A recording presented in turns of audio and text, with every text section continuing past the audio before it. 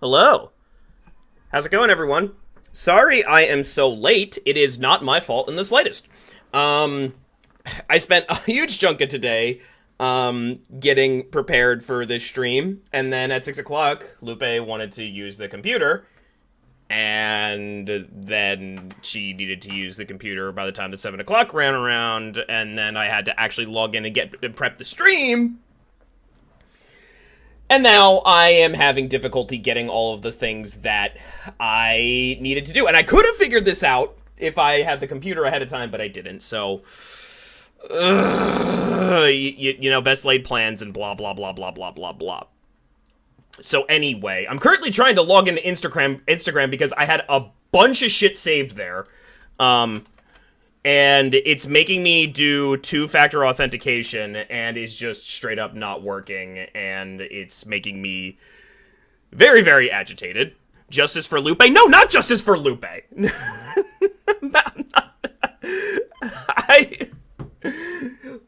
It's not sending a security go. Oh my god. Oh, we're off to a great start. Just let me fucking log into Instagram. Oh, I had stuff prepped there. We're off to a good start. No.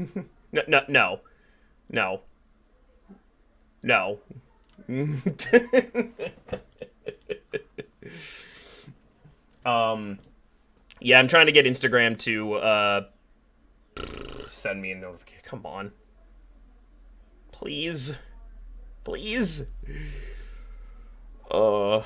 Rude? Justified. Yeah, anyway, this isn't gonna happen. Whatever, I gotta back up. Ugh, God. Anyway, welcome to Justice for Zombie. I've got another button I can show you, Zombie. Let me try one more time. That link is invalid. God damn it. It's okay. I don't need the security code. It's okay. Do what you want? Okay.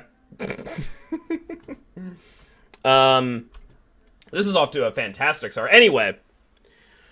Welcome to the Persona 5 recap stream. Welcome. Yeah, we're here, and I'm completely off of my game and everything that I wanted my intro for this whole shit because I am flustered. Yes, I know that I logged into Twitter on a new device. Fuck off. So, Persona recap streams. We do this every time that you would not believe what I have open in another tab.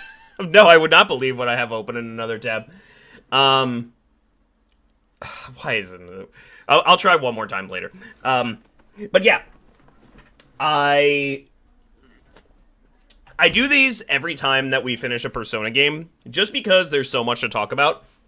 And the Persona games represent just such a huge investment of time that it's worth talking about them at length.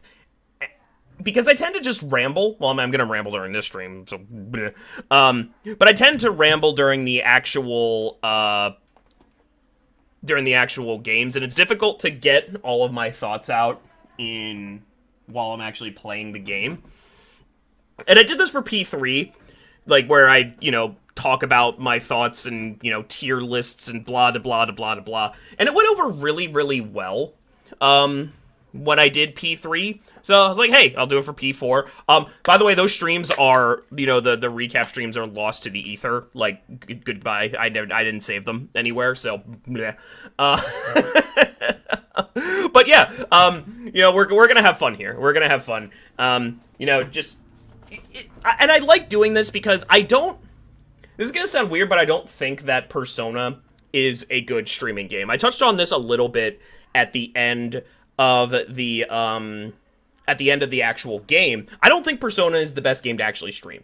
I'm in a very privileged position that I have an audience that will actually, like, watch me play the Persona streams and, like, engage in a way that is, like, appropriate.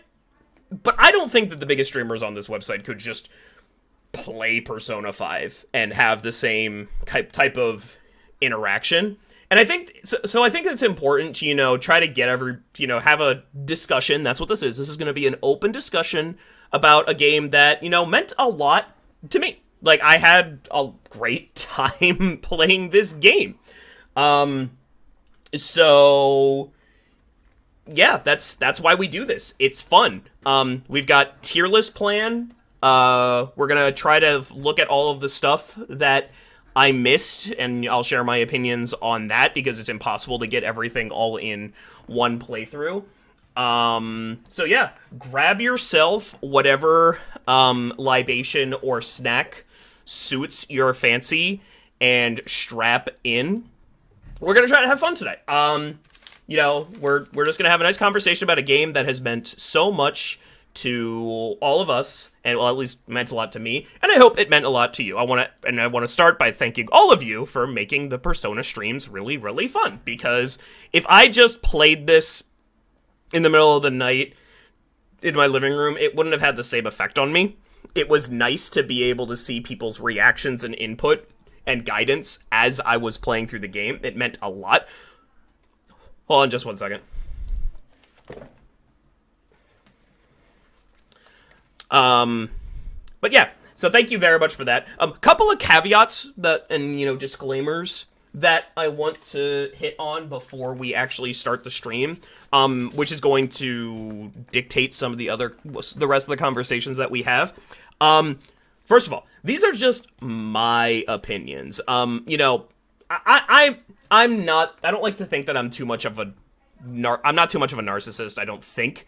As he says, as he has his own Twitch channel, but these are just my opinions. They are not, the end-all, be-all. I'm not gonna ban people for disagreeing with me on these sorts of things, but I will just ask that, just recognize that I'm not with that in mind, don't think that if I say something opposite of what you believe, don't take it personally, and don't call me stupid, because I'm not gonna call you stupid for having an opinion unless you like Goro Akechi. Another thing is that this is really only based on the games. I know that there is a very large catalog of Persona 5, and I say games, but it's really only game. There's a huge, there's a huge amount of Persona 5 content out there. Light novels, animes, all that, art books, all that nonsense. All good stuff, but I've only played the game. And that's really all I can base my opinion off of. So yeah, that's important to note up front. It's not irrelevant to say, like, oh, this character was portrayed differently in such and such media, but I haven't seen it. So just keep that in mind. Also, this is an open discussion. Please chat openly. Like, I want to encourage that. Strikers and Mementos missions are the only 5 things that I can really recommend. Right. I mean, like, when we get to the tier list, which is going to be, like, the bulk of the content, I might say things that, I only have the game as a reference point, is really what I have to get across. Is because I know that portraying a character in a video game and portraying a character in, like, other forms, it's just different. And I can only evaluate off in front of me. I know that a lot of people, if you have your Blorbo or whatever, it's, probably a culmination of every single other piece of media. But I just don't have that because I haven't seen it. And I want to keep it that way because, I don't want other things to, keep it that way for the purpose of this discussion. I might check out some of the other stuff. I'm not chomping at the bit to go play Strikers or anything. I don't think I really need to. Also, in the same vein, it's only based on Royal. Didn't play Vanilla. And it sounds like, no, not to knock Vanilla, but there was a lot of changes between Royal and Vanilla, and, I only have the opinion of Royal. Again, not irrelevant to be like, oh, it was different in Vanilla, but I'm my opinions come from Royal. And also, major spoilers for every single Persona game. You know, I especially 3 and 4 because those are the ones that I've played. So yeah, keep that in mind. All right. Hey, what's this?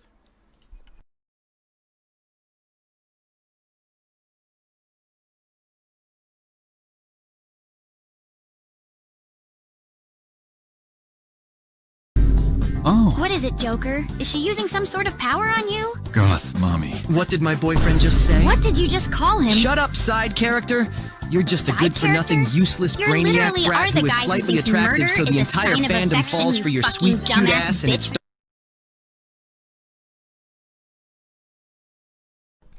Anyway, what was that? So should we get started? Oh, one thing that I wanted to do. Wait, hold on while I get while I get images up, just so you're not like looking at the same thing all day. I've got like different channels, and also just strap in because this is gonna fucking take forever. Like, oh my god, we're gonna be here all goddamn night. Boo, boo, boo, boo, boo. I have the tier list that I have picked out. Microsoft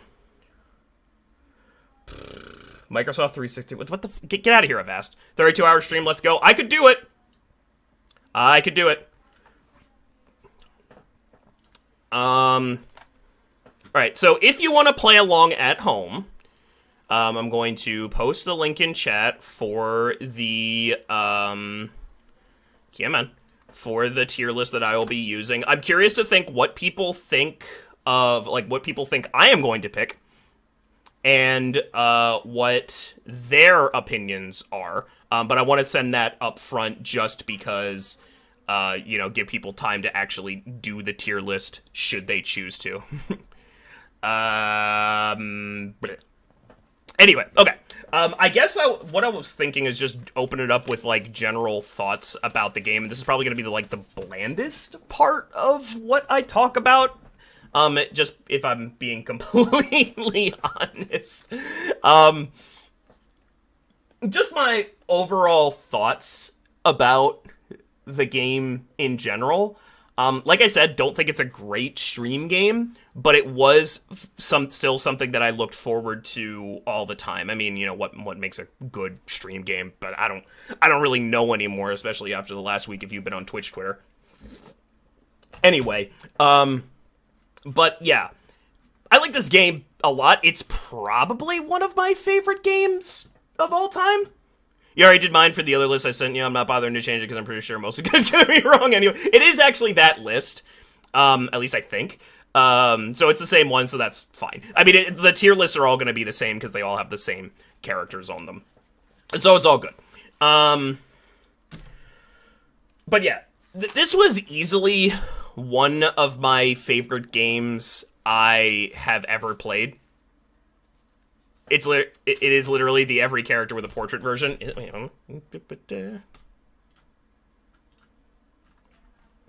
Yeah, this is what I want to show.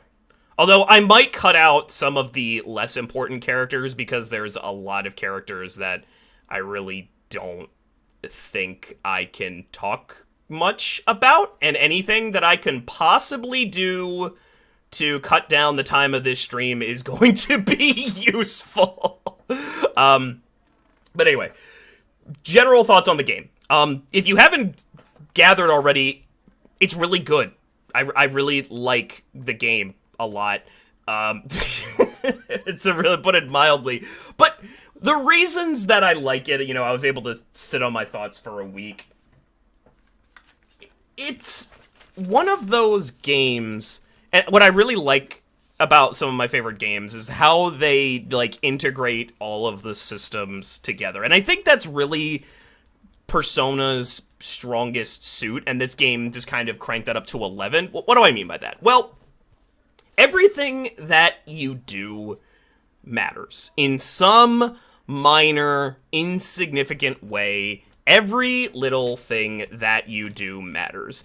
And everything is connected in a really ingenious way. And I don't see a lot of AAA games doing that. Like, you know, you can play a game where you get items and you know, upgrade your character, and that's fine. You know, there's nothing inherently wrong with that. But what I really like about Persona is the fact that there's two major components to it. There's the actual RPG elements, and then there's the in Mementos and out of Mementos parts. And they made them both not just useful, but really, really interesting.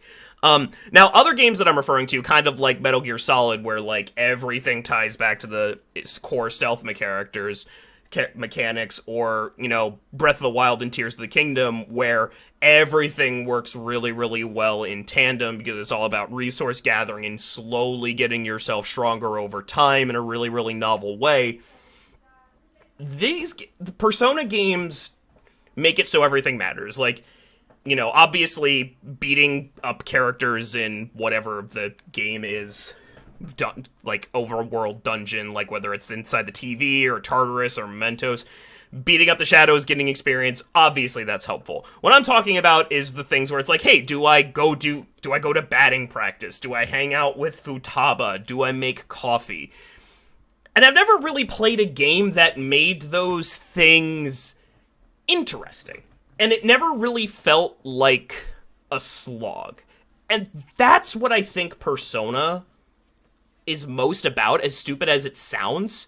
Not just like, you know, at face value, it's like, okay, you've got the real world and the dream metaverse, whatever world you want to call it. What is like the overarching term of like Tartarus, Mementos, like, and the TV? Just like calling them just the other world seems a little wrong. Like, is there a better term to describe all of them?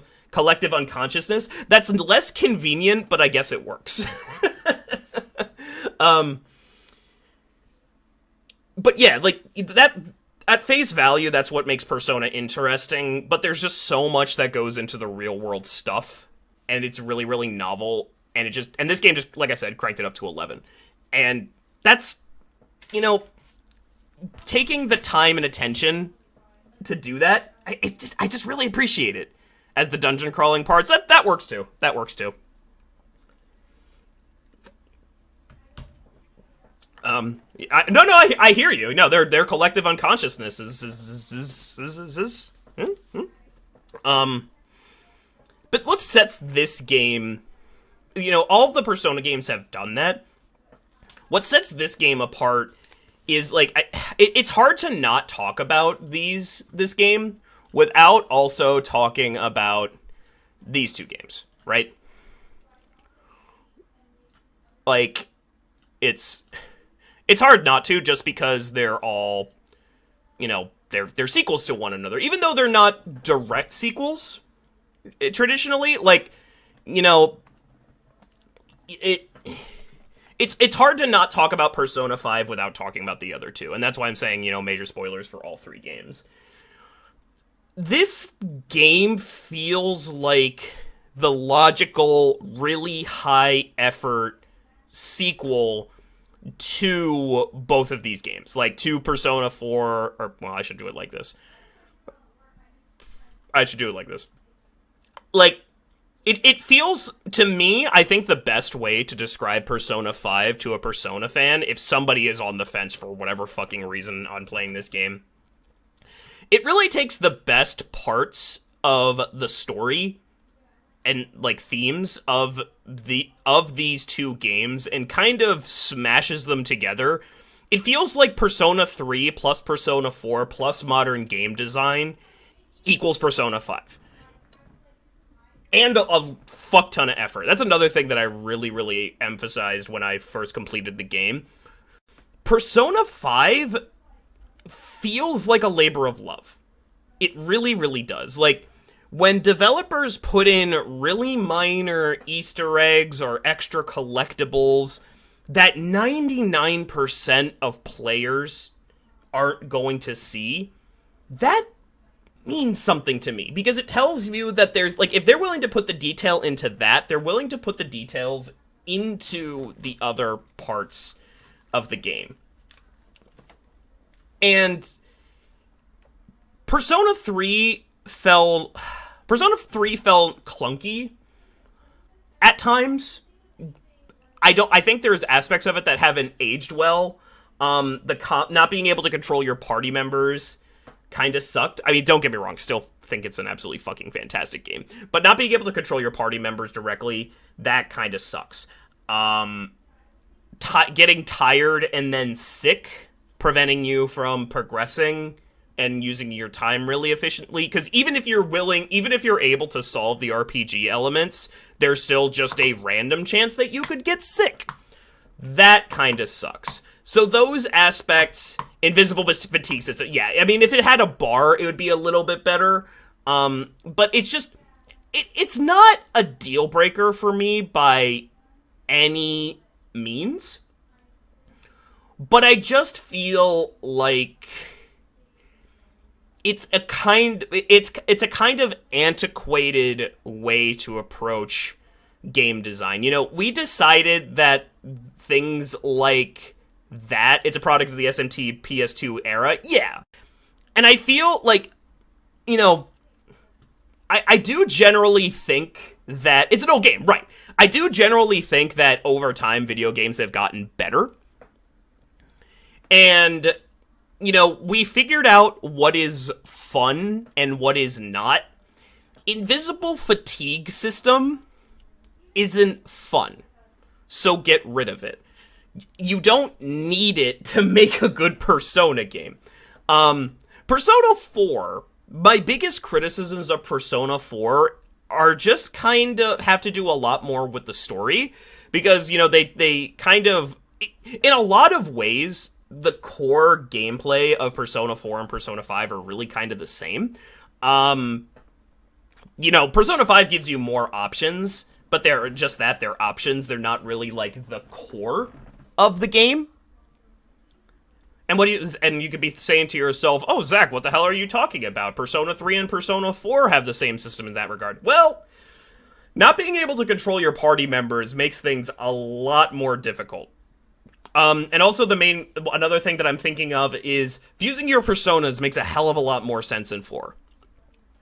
So, in the ways that I think that the systems needed to improve, all really happened in 4, and anything that they wanted to add on top of that into 5 is just kind of like flavor. You know, they didn't, in my mind, yes, they did improve upon it, but they didn't change the core. It's more like they put sprinkles on top, if that makes sense. Where my criticisms of 4 come through are more in, like, the character dynamics and how, and especially the protagonist. I'm not a big fan of Yu and how the world reacts to him. The dynamics of the party are just kind of like everybody is like best of friends, and then they go save the day, and everything works out really well. And I thought that felt a little unsatisfying because Persona 3 was willing to tackle some darker, heavier hitting stuff. Not that Persona 4 didn't hit on difficult things from time to time, but Persona 4 even though it was a murder mystery, was a very happy game, right? Everything kind of worked out perfectly. And that's just not how life works, to put it mildly. I find a little bit more interest, and this is really personal preference for me, I find a little bit more interest when, you know, characters grow and experience loss and meaningfully develop through their difficulties. And I didn't see a lot of that in 4. So that was where my criticisms of 4 basically came through. But again, not a deal breaker for me. It still had a great story. It still had really, like, yeah, compared to you, Makoto and Ren definitely have more concrete character. You guys are so much better at, like, saying things than I am. I say it in, like, 15 minutes, and you say it in 1 word. But both of those criticisms kind of disappear when you talk about Persona 5. Persona 5 has the best story that is willing to tackle both the light and the dark themes, and it has the best combat system that gives you a ton of options, and none of it is clunky, and it is all around how you choose to solve situations based on what you prefer. That's great. That is absolutely fantastic. And really, it just comes down to the fact that Persona 5 does what 3 and 4 did, but better. I don't have the same kind of criticisms for Persona 5. Like, the characters experience loss. Things are difficult for them. They have ups and downs. So that's kind of gone from 4. 3, like, they are... Another thing that I hated about 3 was that the characters weren't friends whatsoever. They felt a little bit too disconnected to be, like, fighting together. Whereas, like, 5 is a good middle ground. Like, they're not just all one big happy family. They actually infight a little bit, but they still are actually friends because that makes sense. I do have some criticisms for 5, but they're a lot more minor compared to 3 and 4. And it's just really a matter of... It just did it better. The other things that I think it did better in general was the presentation, which is a really big one. Like, Persona has always had a really heavy emphasis on stylization, but it took until this game for me to realize how much it added to the game. The style of this game is so good and so appropriate. Like, it is just a 10 out of 10 home run for me. Like, it just added so much enjoyment because I made a joke while I was, going through when I was making thumbnails for this series, all 49 fucking parts of it. Every frame of this game looks incredible. And it's over the top in a way that is really difficult to balance because the game is like, let's be real, the game is super campy, but it works. I love it for that. It knows what it is, and it's not afraid to embrace that. And the art style is just so fucking good. It adds so much. Like, who would have thought that menus were a thing in that you could, like, perfect. I've never thought about that. Like, I've never paused a game and I was like, wow, this pause menu looks like shit. But this pause menu looks amazing in Persona 5. Another thing that I think it did really, really well is its approach to themes. Persona 3 was really dark, and I like that, but dark themes can be very easily... They're easy to not apply to you. Like, Persona 3 took on things like, and obviously trigger warning for talking about these things. Persona 3 took on things like self-harm, being an orphan, drug abuse, loss of friends. Not that the other games didn't necessarily tackle these things, but they were more in the forefront. And it's good. Those are good themes to tackle and good things to present because they are applicable to people.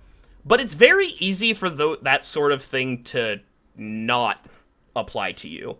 Like, if you're not depressed, you might get a little bit less out of the fact that Makoto is depressed. You might not understand it as well. So that aspect is a little bit like... It's easy for that to be missed upon you just because of, like, how you lived your life. Hold on. He doesn't actually do anything wrong. No, I don't think... I'm in agreement with American Man there. I don't want to say you is bad. I just don't... He's just so blank slatey to me. And again, I'm basing it off of the games. Like, I watched a couple episodes of the Golden anime, and he had more characterization. Basically, more characterization in those handful of games, or in those handful of episodes, than he did in the entirety of the game. He is such a blank slate in Persona 4, which can work. I'm just not a fan of it. Like, I don't hate the guy. He's just very blank slatey to me. And that's a good segue to getting into the next part that I think that Persona 5 did really well. They gave the character a meaningful backstory. Right out of the gate, they gave you something concrete to justify why you were there. Now, Persona 4, you were just the new kid in town, and stuff starts happening. And everybody loves you immediately. Fine. Persona 3 was a little bit better, where, you know, later on, Makoto...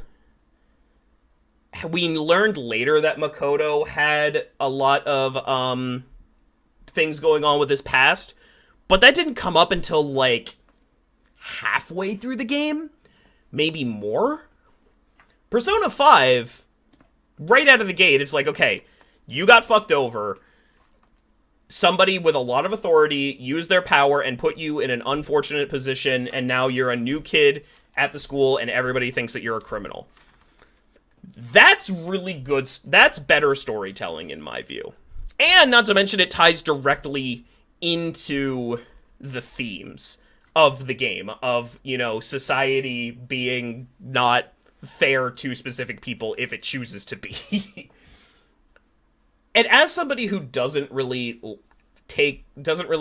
need a silent protagonist to project on in their games, I think that really hit home for me. That really hit home. So that's the approach that I would wish that traditional RPGs normally tackle. It's like you immediately have a problem out of the gate. Unlike you, where it's like you basically... You, for all intents and purposes, was basically born into the town that he came into. He just, like, popped into existence and walked off the train, and nothing about his past mattered at all. Not a great fan of that. Because when you give a character a past, you have something to pull from. And Persona 3 did it well, don't get me wrong, but Persona 5, I think, did it better. Because you had, like... It gave Ren personal stake. Oh, thank you. That's a big piece. You think that's still good? Yeah, still good. I don't know how to tell. How can you tell? Are you talking about all the Persona games? I'm talking about all Personas, but with an emphasis on 5. Well, I hate Igus, so that's all I have to say. Okay. Isn't you just there because his parents are on a business trip or something? Yes, that's basically... It might not be a business trip, but they're away. He basically doesn't have a meaningful past. And that's kind of a shame, because, like... Yeah, Lube doesn't hate Igus. She drastically misinterpreted the end of the Persona 3 movie and hates Igus. She is convinced that Igus killed Makoto. Excuse me. I told her that she's blatantly wrong, but she doesn't listen. My feelings and interpretation are valid. They're really not. It's not an opinion if you're just wrong. Go fuck yourself. You can hate Igus's voice actor, that's okay. Why, is she bad? Yeah, the original Igus voice actor is not a very good person. Japanese or English? English. Who was the English voice actor? I forget her name, but she's not ideal. She's not a good person? Nah, she's not a good person. Rather unfortunate, not a good person. But yeah, like, when you are playing, like, this is gonna sound really stupid. When you're playing Dungeons and Dragons, the DM asks you to write a background. She's an anti-vaxxer. Yes, that's it. Oh, Igus's voice actor is an anti-vaxxer. Huh? Is it Tara Strong? Is it Tara Strong? Because, yeah, she's an anti-vaxxer. I think it is Tara Strong. She does Twilight Sparkle. She does a lot. No, it's not Tara Strong. Why did I think it was Tara Strong? Tara Strong's also an anti-vaxxer, though. Is Tara? The girl who... Kara Straussman. Karen Straussman. Oh, well, Tara Strong, I'm pretty sure she's, like... What does Tara Strong do? She did Raven from Teen Titans. She did Twilight Sparkle. She did a lot. I'm pretty sure. I don't even want to. I don't want to say anything incorrect. Sure she did Vaxxer though, or at least she was at one point. Okay, I don't know if that's for reals though. I forget if we're talking about the right person. So yeah, I guess I'm pretty sure, but we won't write that one down. Yeah, but won't. Yeah, don't worry about that. What was I gonna say? I lost my train of thought. Oh yeah. When you DM wants you to write a backstory, so they have something to work off of as a story, and it just feels like a character where you came to the D&D table and you were like, hey, what's your backstory? Oh, I didn't do that. And the DM is like, well, fuck, I gotta do something. Okay. Shit. So there's nothing to, grasp off of, and that's kind of just a wasted opportunity in my mind. But again, not the case for 5. What I also really liked about 5 was how they structured the story. So what it did really, really well is that it basically had, a bunch of tiny stories all stacked together on top of each other in a more meaningful way than other Persona games. It felt like there was a level of accomplishment when you beat a palace in Persona 5, and it also felt like, a nice end to a chapter. If Persona was like a traditional story, it feels like each one of those would be a chapter. Whereas Persona 3 and 4, you get closer to the end. Like in Persona 3, you're supposed to kill the 12 shadows. But killing shadows 1 and 2 really kind of feels the same as 5 and 6. I mean, don't get me wrong, other important stuff, feels the same. Or, other important stuff happens. But, the shadows are... And there's other stuff going on behind the scenes. But the shadows are faceless. They just kind of disappear. I don't hate the shadows, but they don't have a lot of character in Persona 3. They're just kind of creepy monsters that you kill, and then they're gone. Persona 4, you get a new party member every single time, but you don't really... Except Death, right. Except Death. You don't really feel... It does have a sense of progression. I will say that. It's just that the events the events are never tied to the progression. There's always a significant thing that happens, but it's not doesn't make you feel like, oh, you're closer to fixing things. In Persona 4, you get a next party member, and sometimes the story progresses, but then halfway through the game, it turns out that the guy who was actually doing all this stuff wasn't actually the bad guy. So it felt kind of weird, so you weren't actually... It just... what is the difference in... How much further towards solving the actual core of the plot do you get between saving Yukiko and saving Kanji? Not a lot. And that's not great. Now, you could say kind of the same thing in Persona 5, but at least you have a meaningful event that's tied to the progression that is a direct result of your actions. You take down Kamoshida, and then he goes to jail. You take down Madarame, and then he goes to jail. These are concrete things that happen at the end of the story, whereas the other ones are just kind of you got a party member. Or at least 4, I mean. 4 is, you just get a party member. 5, you also get a party member, but that party member also gets to beat the shit out of their abuser, which is really cathartic and fun. So that I really appreciate. And that's how it made it, for me, from a streaming perspective, made it really entertaining to go back to all the time. Because I was able to, as I learned that this is, the gameplay loop of the game, it became more obvious that something big was going to happen. There was something big right around the corner. Whereas parts in Persona 4 was kind of okay, we're gonna save Naoto, but are we gonna really get anywhere? Are we unless the game throws me a complete curveball out of nowhere, it's okay to let the player know that something significant is going to happen. that's okay. And I feel like Persona 4 didn't, like, things happened in Persona 4, but they just kind of came out of nowhere, and that's good to an extent, but it didn't really feel like there was progression. But again, I don't have those criticisms with Persona 5. And then the last thing that I really liked about Persona 5, and it took a very long time into the game to get to, I really liked the fact that that the main plot of the story tied back to the Velvet Room. I personally think that if the Velvet Room is going to be basically the only thing that is shared between all of the Persona games, it's about time that it is in the forefront. I wish they took it further, but it's just, I feel like through Persona 3 and 4, Marie is a little bit of an exception because she's a little bit different, but she doesn't answer a lot of questions about it. Persona just kind of approaches the Velvet Room in a really unsatisfying way. It's just kind of like it exists. I'm gonna say play P2. If they let me, they chose to remake P3.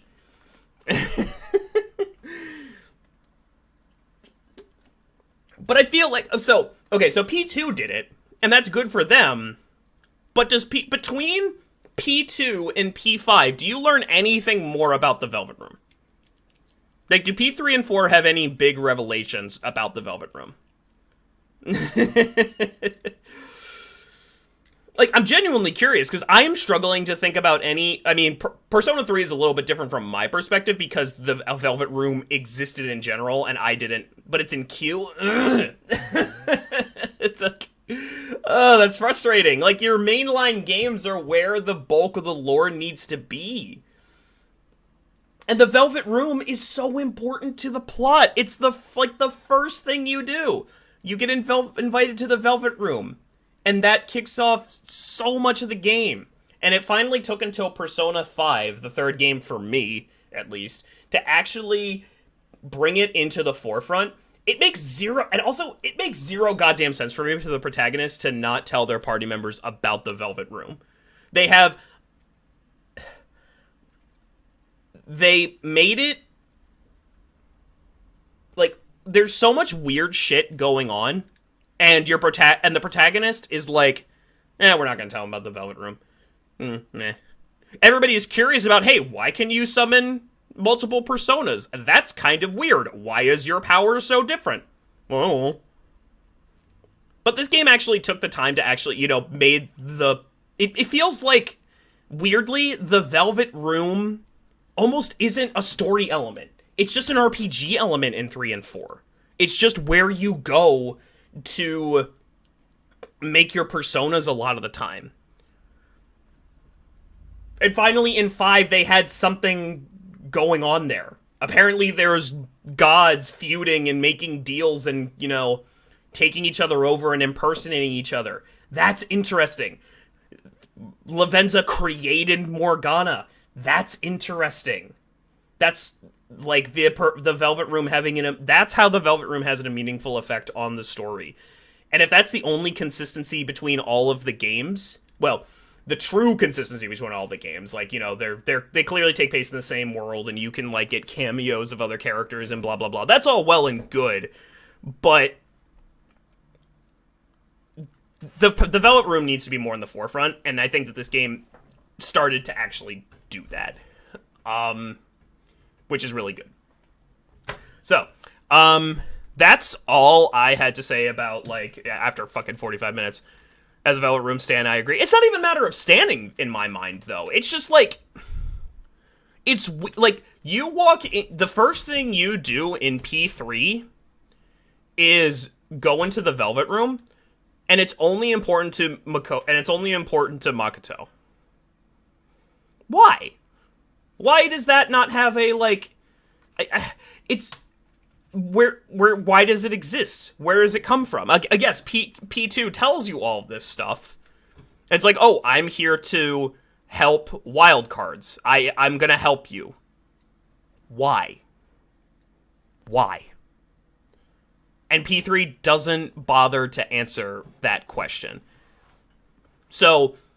And if you're not going to answer that question, then there's no connection between any of your games there's no story connection between your story-driven games. I don't count Persona 4 Arena. Like, because that's really a spin-off. Yes, they found some way to connect the plots together through various, like, in abstract ways, but it's bizarre that they don't bother to talk about the larger connectivity between in the universe. They didn't do anything with the Elizabeth plotline, and they started it. Right. Everything just kind of feels like isolated. Like, there's little tidbits. Like, if you play New Game Plus on 4, you learn that Elizabeth is trying to save Makoto. But it's so hard that it's like, you have to play the spin-offs. You have to get it in, like, these really obscure forms.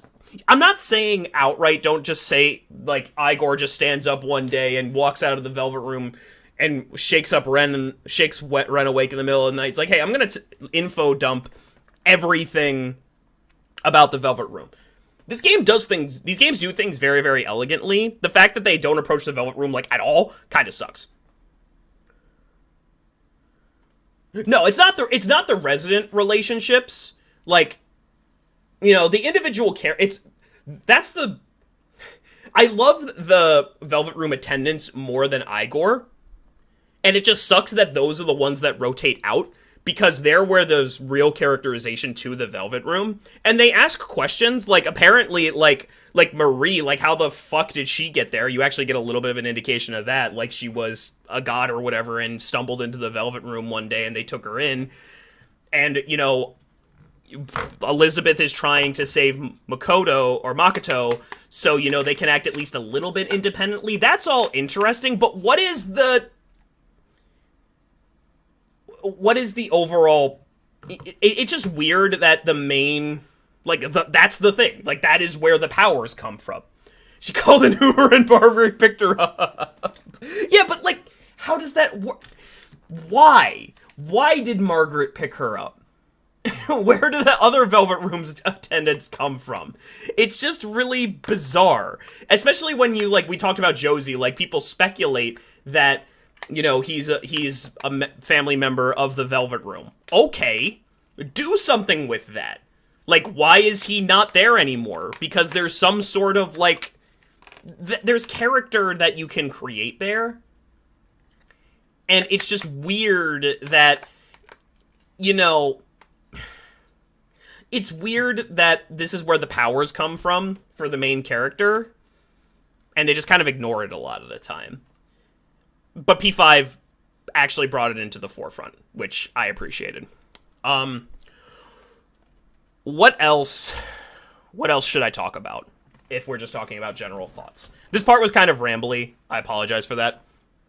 I want to move on to what did I miss? But first of all, hey, what's this?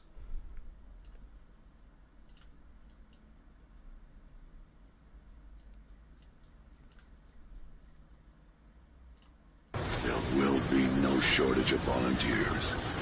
No shortage of patriots.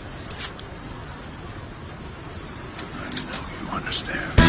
You never see it coming.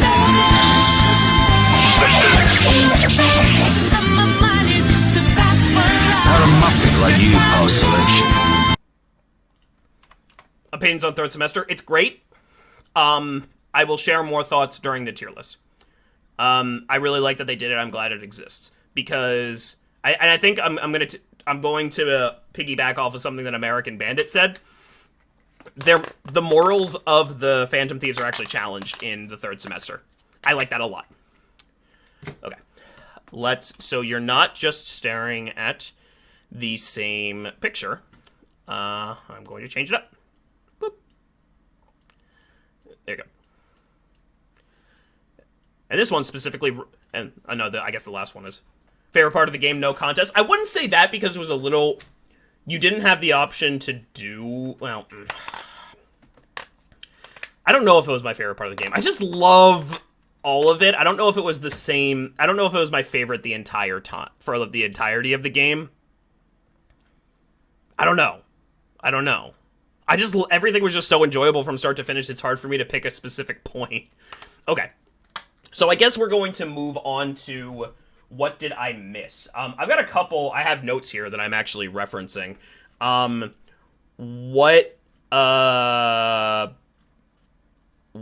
What should I look up first?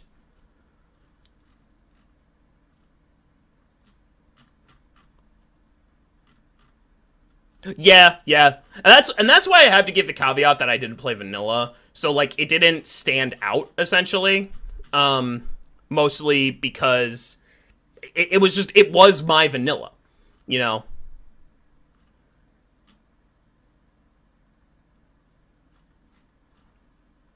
Should see the vanilla bad end first? Okay. I will do that. Hold on.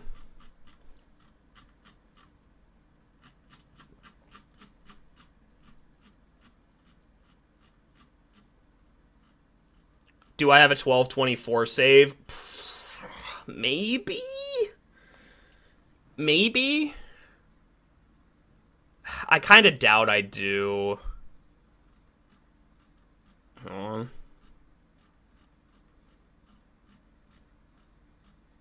I'm gonna see if I can log into Instagram again. Yeah, I'm probably just gonna have to look it up. I'm gonna see if I can log into Instagram again, though. Because I have I've got stuff there that I would like.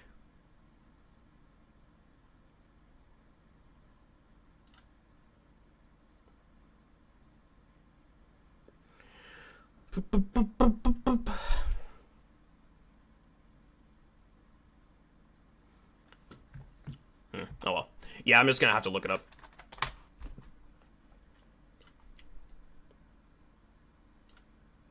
Thank you. Also, if you have any links in chat that you would like to provide for context, why is he making a creepy face? Why is he making a creepy face? All right, is this divided into chapters? Yeah, let's just play it.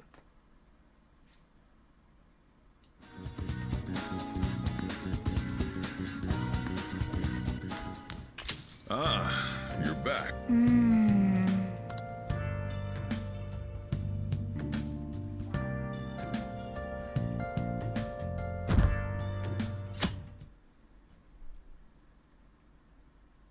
This is a missing palace deadline.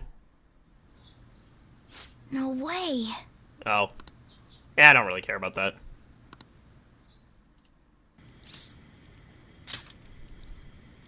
A high school girl was taken into custody at an establishment for illegal services the other day. Even through her drug-induced stupor, she managed to identify one name clearly. Yours. We'd like to speak in more detail about the ramifications of this. We've got like 14 minutes in, alright. What the hell did you do? I didn't do shit. Hey. Coffee good for you? That is your name. Okay, never mind. Ed, he's killed himself! Damn it! Where did he hide a gun?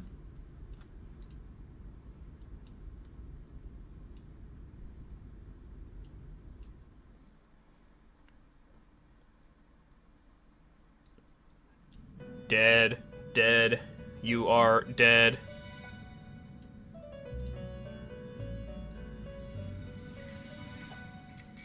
In the end, your rehabilitation was not carried through. It appears I have underestimated you. You incompetent prisoner! Oops. The assistance that we provided was all for naught. Our game has ended. Ruin shall be coming momentarily. Enjoy spending the rest of your life in there, repenting for your actions. I saw this ending. I saw this ending. My name is Lavenza. I was torn apart by a malevolent will and took the form of those twins. I sought help before my body was split in two.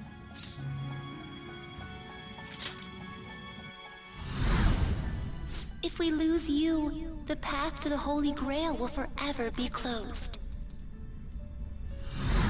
That's why you must recall the truth once more. And I beg of you, please, save us. I believed in you. I knew that you would make it thus far. And to the scoundrel who has swindled my master's name, your lies shall work no longer now that my sight has been restored. The game isn't over yet. Whether the human world is left as is, or destroyed and rebuilt, it is all sport to me. Be careful. If I were to put it into words that you can comprehend, I am the Holy Grail that grants wishes. I think my computer's crashing. It may be more accurate to say that I am a god who responds Oh, never mind. to We're good. desire and holds dominion over man. I hoped seeing a righteous thief vanquish evil would spur mankind to change their own indolent hearts. However, the result is, as you know, the masses have made it so none of it has transpired. Humans should be met with ruin. You brought forth that answer. But to be frank, inmate, I believe it may be worth re-evaluating you. A human has reached the Holy Grail and has seen through my true identity. You've surprised the So this is god pretty much that the I am same, right? often enough. That cannot be done by a foolish commoner. You truly were a prisoner that did not bore me. I am thou. Thou art I. Thou hast turned a vow into a blood oath. Thy bond shall become the wings of rebellion and break the yoke of thy heart. Thou hast awakened the ultimate secret of the Fool, granting thee infinite power.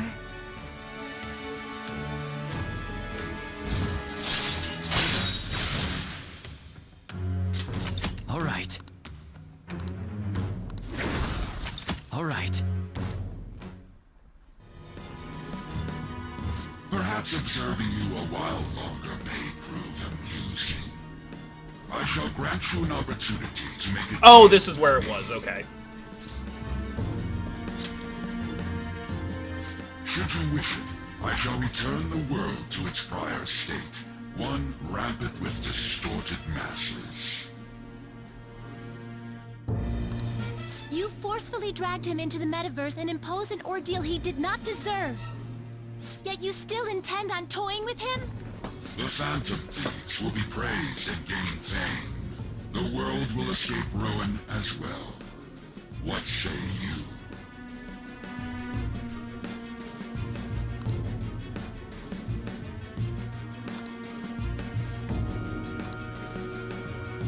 Okay, I was curious. I forgot about this choice. Our contract has been sealed, then. Actually, never mind. A pact between a false god and a human we placed our hopes on. Even we could not have predicted this. You have even undone my master's wish. You are a trickster after all. You truly are a child of man. She's It so seems sad. You couldn't win against your own desires. There is no need to be ashamed. I shall grant you that wish.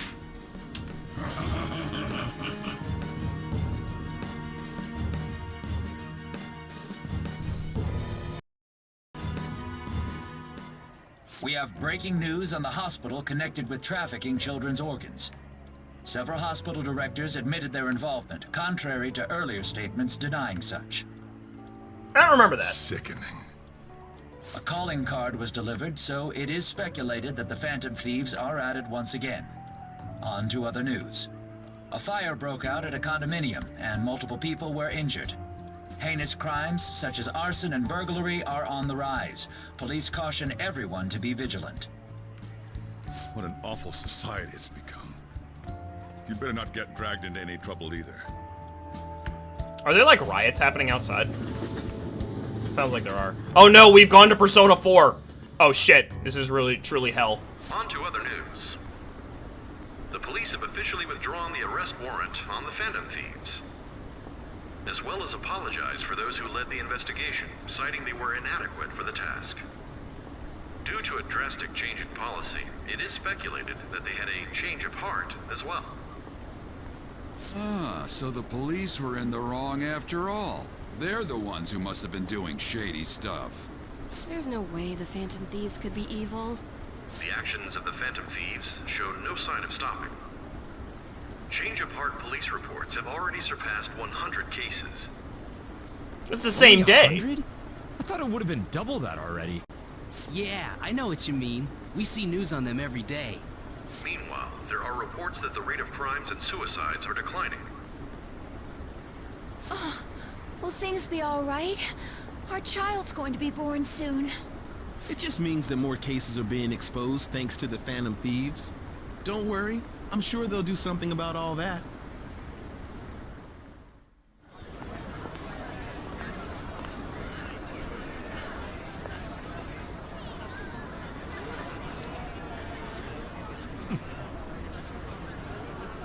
Wait, what?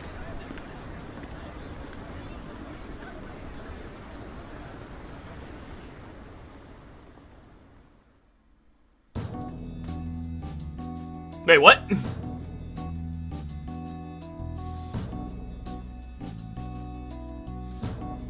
That's so...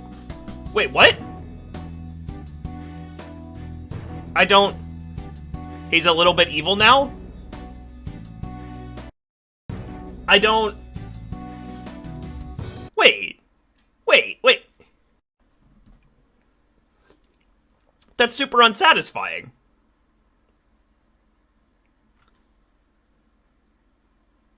Yeah, that's super unsatisfying. Damn, okay. Yeah, I'm glad I didn't get that ending.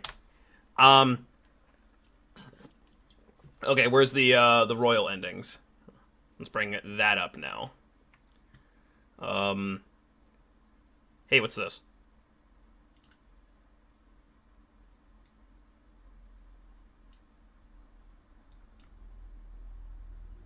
How the fuck do you mess up a goddamn sandwich? There is nothing on this motherfucking sandwich. How do you mess up a McChicken?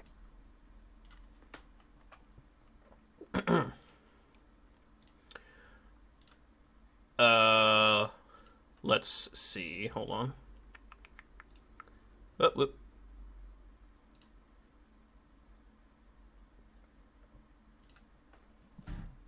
Excuse me.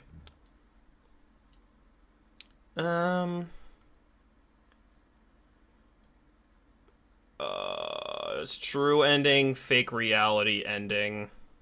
So fake reality ending is what I should be watching, right? Man, it's pretty long. Yeah, whatever. Okay. Joop. Joop. Boop. Boop. She's only sleeping. Watch the first bad end too. Okay. Oh, it's different for Royal specifically. Isn't tomorrow when we meet with Dr. Maruki? We couldn't secure our route to the treasure in time. To think we'd have this much trouble. I'm not entirely certain, but I wonder if our problems that we really can't deny Dr. Maruki's reality. Mako-chan. Hey, don't be all down like that. Come on, say something. Faz. I love how what people name it themselves. I guess that's... Shout out to Faz, the YouTuber. At any rate, tomorrow's the day, right? We'll be speaking with Dr. Maruki, regardless of the answer. She's right. We just have to reach a decision by tomorrow. Let's call it a day for now. Kinda feel bad. It makes you feel really bad.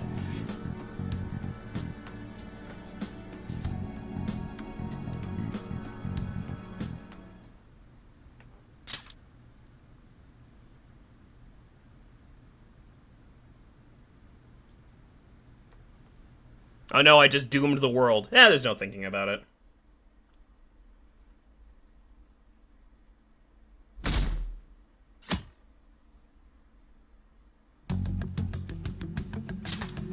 Oh shit. Seems like you can't reach a decision.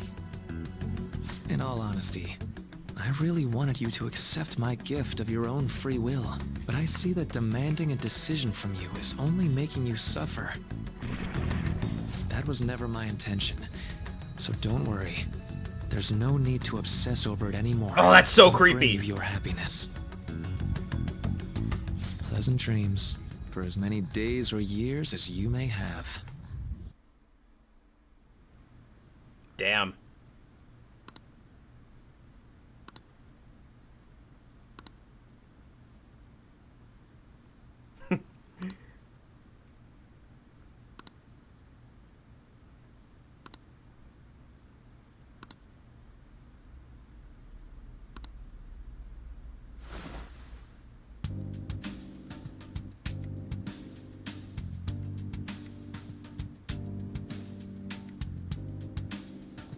Oh, that's creepy.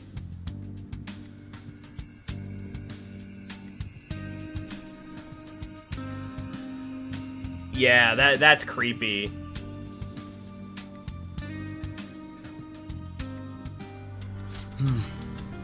Ah, man. Alright, I'm gonna skip ahead a little bit on this one. That is creepy. I like that a lot. This reality is the true reality. All you have to do is recognize it as such. Once you do, you'll be just as happy as they are. This is true. Okay, and then we just have the true see it ending. yourselves. Your friends don't just want to live these lives. They want you to choose this reality for yourselves and live happily too.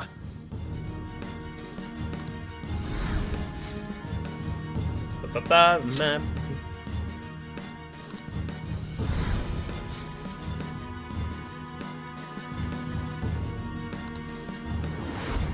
Please, I want you to understand. For their sake, as well as yours.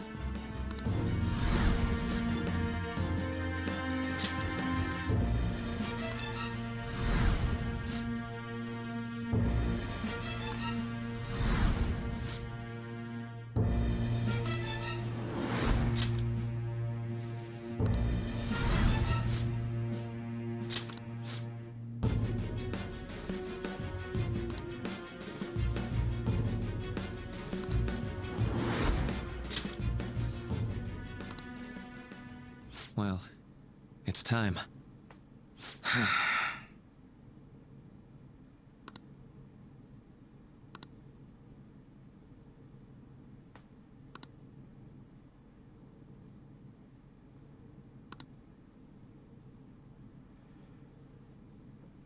Okay. Does this video also have the ending of and the rest of your friends, like you I ask you to give me your answer with Akechi or what? Oh, what a relief. You'll accept this world? No. Please tell me you're not serious. Really? I'm just so happy that you've come to see things my way. You don't need to worry about anything anymore. Just leave the rest to me. It's the same? Really? Okay. Oh, it's the same, like, past this part. Okay. Oh, yeah, because you just accept the fake reality. Right. Yeah. Got it. That makes sense. Oh, the creepy, happy music. What's wrong? You seem out of it. Oh, no, I lost my kitty cat. Who? Come on, wake up, Mr. Party Planner. This whole get-together was your idea. You know, something hit me a while back. We're the same age. You don't have to be so polite to me. I'm gonna put my cat on my... You're right. But, Futaba-senpai, I still think of you that way. Then as your senpai, I order you to speak casually to me, and no senpai. Got it. Hi, Futaba? Was that, casual enough? This is boring. Confirmed for casual. This is really boring. Thank you, It's so Futaba long, Senpai. though. Oh. I'm terribly sorry. There's that I mean, again. my bad. It's no biggie. Just go with whatever's easier for you. Your senpai allows it. Ahem. Attention, everybody! It's Ehomaki time! I'm gonna do my thing. Just gotta make a wish, then eat this whole thing in one shot. So, what direction am I supposed to face for this to be good luck? It says that's north-northwest of here, and a bit to the right, so... roughly that way. How much is a bit, though? I'll figure it out. Don't say a word to me until I'm done, got it? I gotta eat the whole thing without talking for the wish to come true. Watch this! Is he just gonna choke and die? Do we actually have to watch this? Yes. I'd be hard-pressed to call this picturesque. Do you really think eating an entire roll of sushi could grant your wish? I prefer throwing beans for luck. Drive them demons away. Beans? Sojiro, you be the demon this year. And are you going to be the one who cleans up afterwards? Come on, Ryuji-senpai. You can do it. Thanks. Oh. Good grief. Well, that's Ryuji for you. I don't like... go back to being a cat. Me too. But I really do appreciate all of my senpai cheering me on. That's right, we're cheering you on. We've got your back no matter what. After all, this is where you belong. Yeah, we'll always be together. And that goes for all of you. Stop being Bryce Papenbrook. Fine. I'll just try again. Still at it, huh? So, we'll always be together, huh? I sure hope so.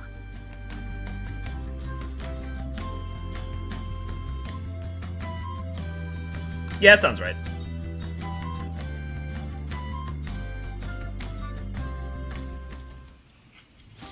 That was quite the bash. Nice work putting that all together.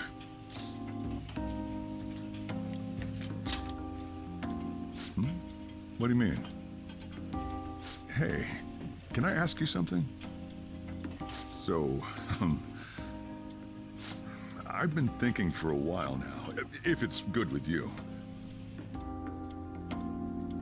What is he getting at? And I'll make sure to talk to your parents about it too, okay? But at least until you're done with high school and all. Would you maybe like to keep staying at the cafe? And maybe even after graduation, you could... What do you say? I want to stay forever. Really?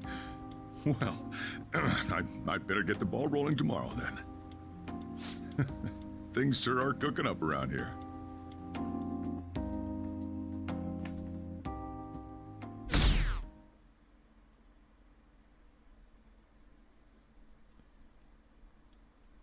What is this? March 15th? Is that when you were supposed to leave?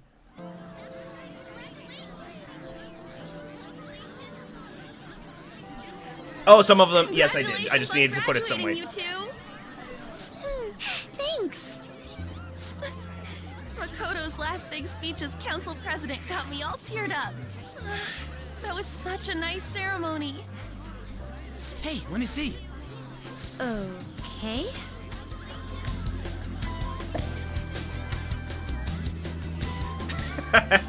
You gotta do that to be officially graduated. Aren't you feeling even a bit sentimental? This year really flew by, didn't it? We made so many memories together. I might feels like even the ending remember to a those better than sitcom. what we did in school. Yeah. But it is gonna suck not seeing you two at school anymore. Don't worry, I'll be attending here starting in April. For real? I'll be bringing the lunches, so you better get psyched. Sojiro's gonna teach me how to cook. Oh right, you're gonna be here too. Don't forget about me either. Maybe I should become a high schooler as well. No, you... Ooh, will you? That sounds like fun! Perhaps I should also transfer to Shujin. Makoto-senpai! Haru-senpai! You came to the ceremony? I wanted to tell you, in person. Oh, her name is Kasumi. Oh, I hate that. Congratulations on your graduation. Thank you. I have an idea. Why don't we take a group picture? Oh, yeah! And I'll serve as your cameraman. Akechi-kun! We haven't seen you since the pep rally. I've been meaning to ask. What are your plans after high school, Akechi-kun? I'm thinking about going freelance. Considering how busy I've been up to now, I think I've earned at least a year or so of taking it easy. Don't turn into a shut-in. He still killed people, Thanks for the though. warning. Right? Or did Everyone he? I gather don't up know. Over there. It's time for the eerily creepy bad ending picture. Would you rather I take that for you? You're all friends, right? Oh.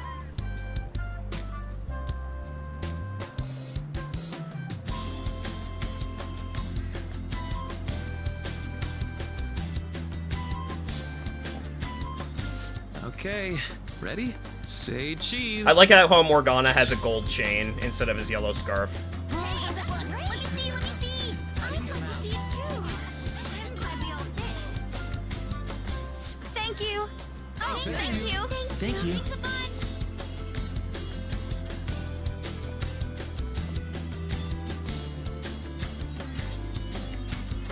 So that's literally God.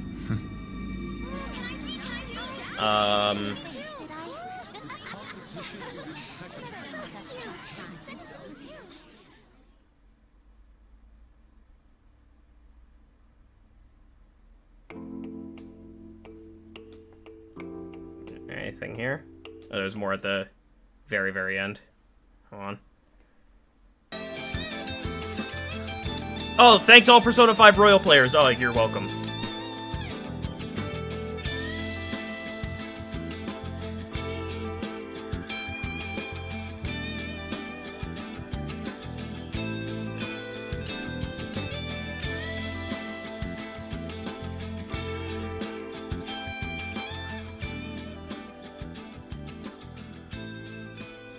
Oh, it's actually not. Okay. Well, I guess that's all of the endings then, right? I guess. The next thing.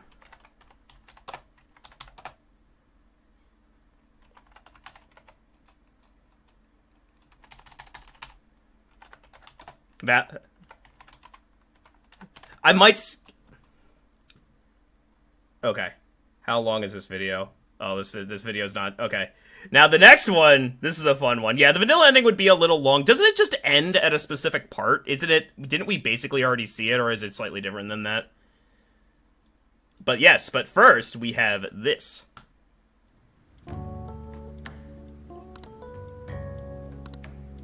Weren't girls supposed to give chocolate to the guys they like yesterday? Hey, are you going to be okay? My gentlemanly nature is making me worry about you. Hey, what did you do? Oh, shit. Inside the store. Is that... Whoa.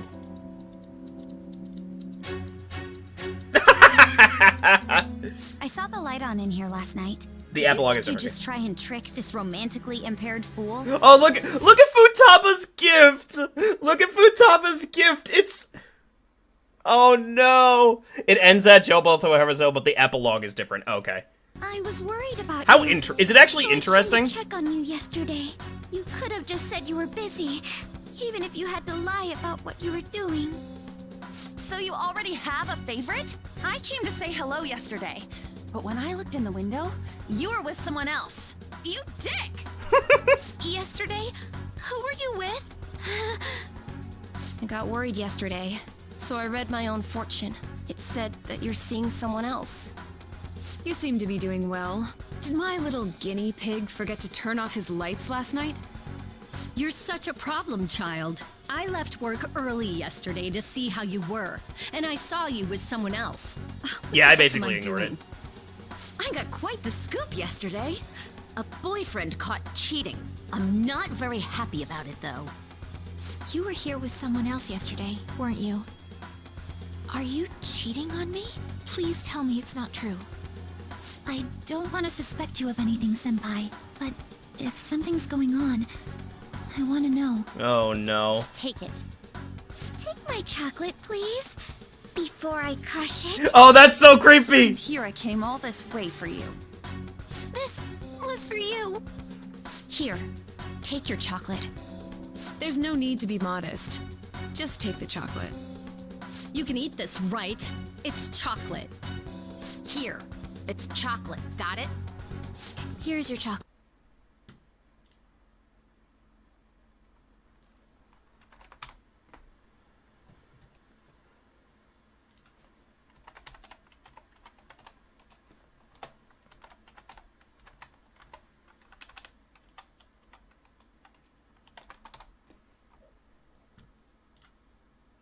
Could we interest you in some chocolate? Chocolate? Did you say chocolate? Yes, sir. With or without nuts. Chocolate? Chocolate! Chocolate! The word chocolate has lost all meaning. Can you eat this chocolate for me? Kid, say something. I was with Sojiro! Are you making a fool of me? Enough of this irresponsible behavior! You're the scum of the earth. I'm disappointed. Are you being serious? You'll pay for this. Stop messing around. So not funny. This is absolutely terrible. You're terrible, Senpai. Oh, I was just about to go shopping. Take your time. I'll see you later, if you survive.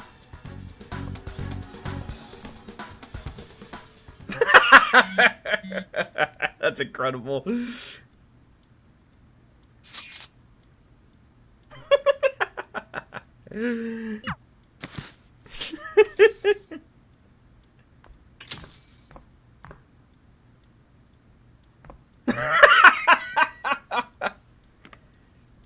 Cheer up. Here, have this.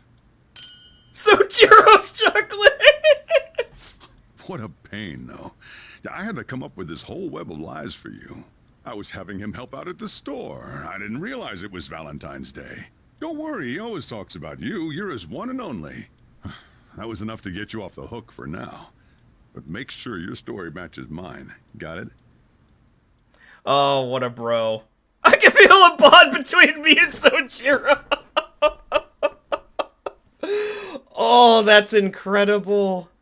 That is so incredible. I love that so much. That's so good. That's so good. And yeah, I did for the most part ignore the Thieves' Den. I mean, why do I feel like Sojiro's been there? I probably will go through the Thieves' Den on my own because I love concept art and stuff like that. I love it. I wish games would do more of it. Now you gotta like pay for it. There is there's a lot of cool stuff in there, but I don't want to. I feel like it would be kind of boring for chat if I just like. You could have played a mini game.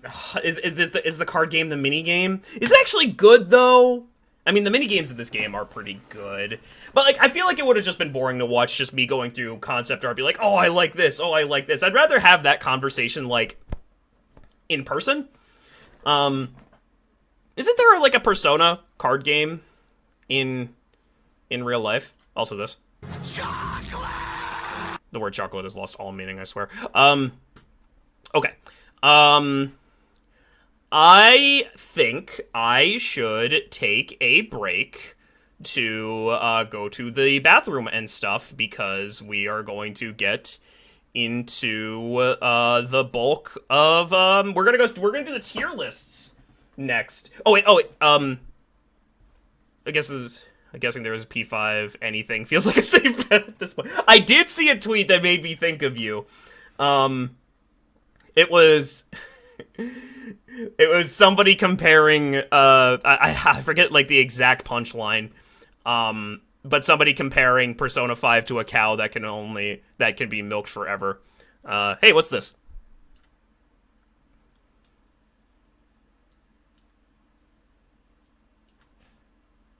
I'm gonna put my cat on the mic.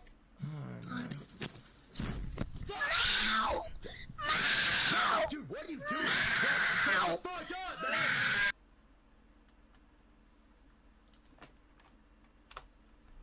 Anyway, let's do a quick BRB. Yeah, we will continue, with the tier. We're not playing Street Fighter 6. We're not playing Street Fighter 6. We're playing Persona 5.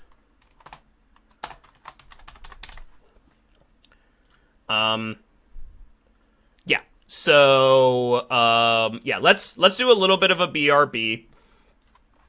And, take 5, gather our thoughts and sharpen your pitchforks if you are so inclined. Yeah. We'll be right back.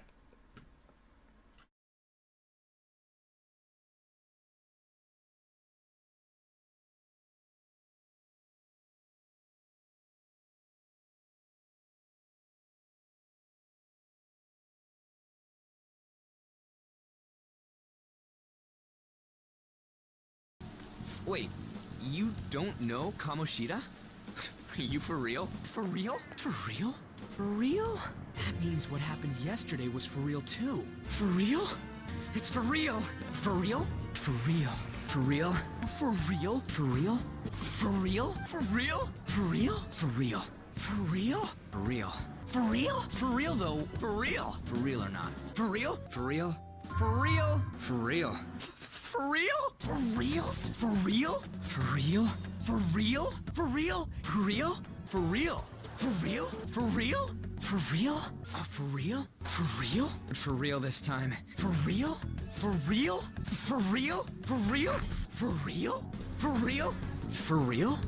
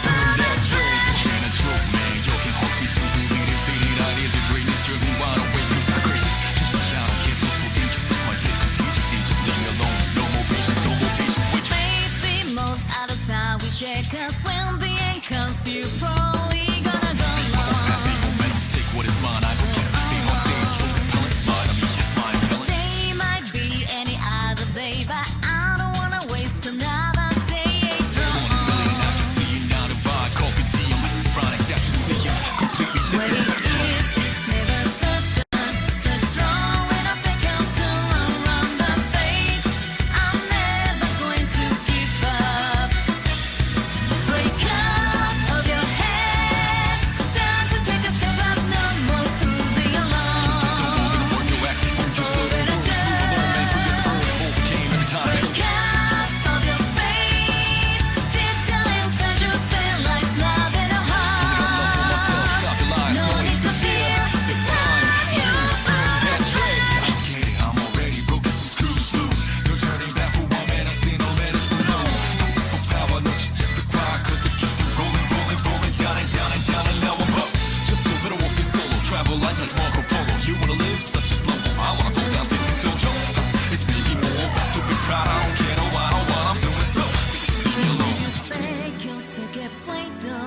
When I've been there, got a same predicament.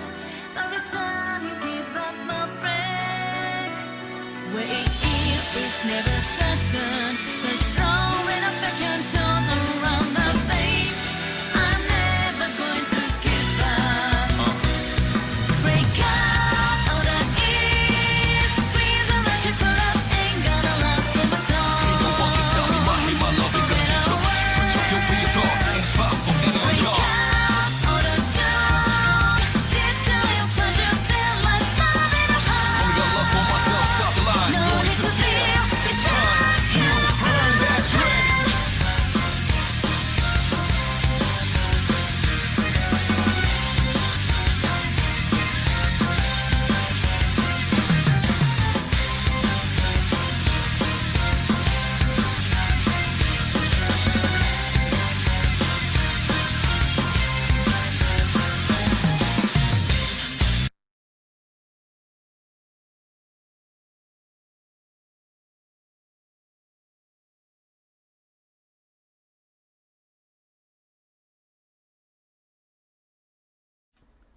And we're back. You guys hear the new Lotus Juice song?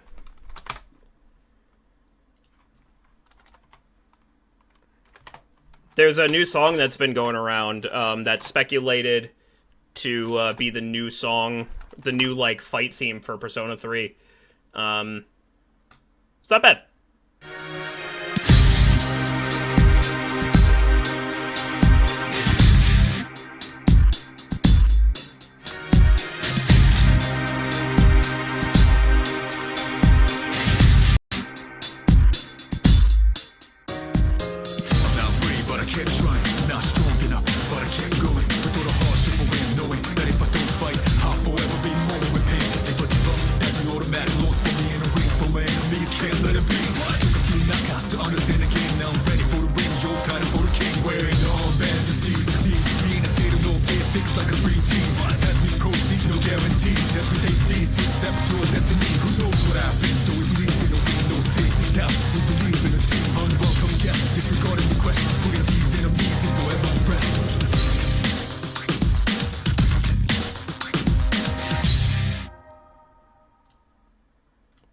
Yeah, it's not bad.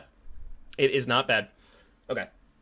All right. I hope you have all of your pitchforks adequately sharpened. I hope you are ready. Let's get into the thing that you're all here for.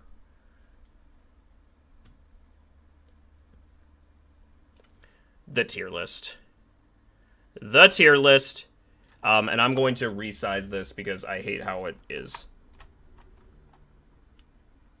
Yeah, it needs to be a little bit more zoomed in. All right. Is there anything else that we need to be talking about before we get into the tier list? Like, I feel like we've pretty much hit everything, right? I think we're good to start this. You miss some images in the Royal Bad End, and the credits are pictures of each character's ideal reality, and they're painful. Oh, that sucks. That sucks so hard. Oh, man, I hate that. I hate that a lot. But that's why it's a bad end. All right. So, tier list time.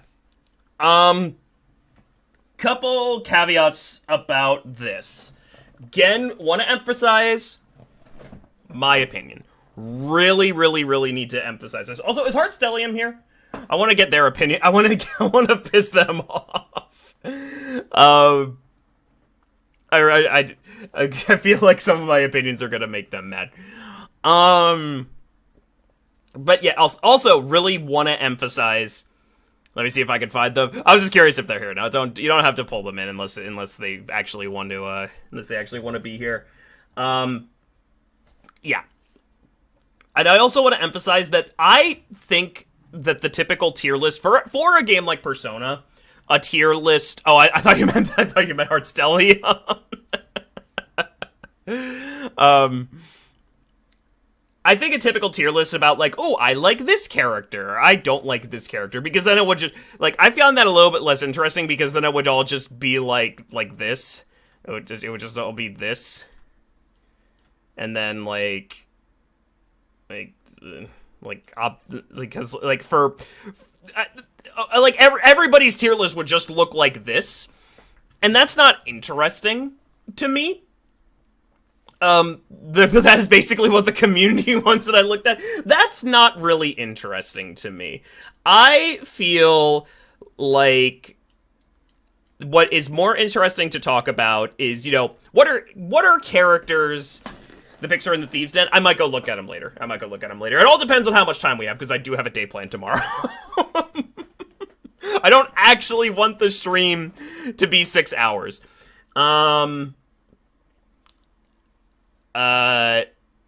I think it's a lot more interesting to just talk about, what they added to the story, because characters are just story elements, right? They are supposed to add something to the story. They're there for a reason.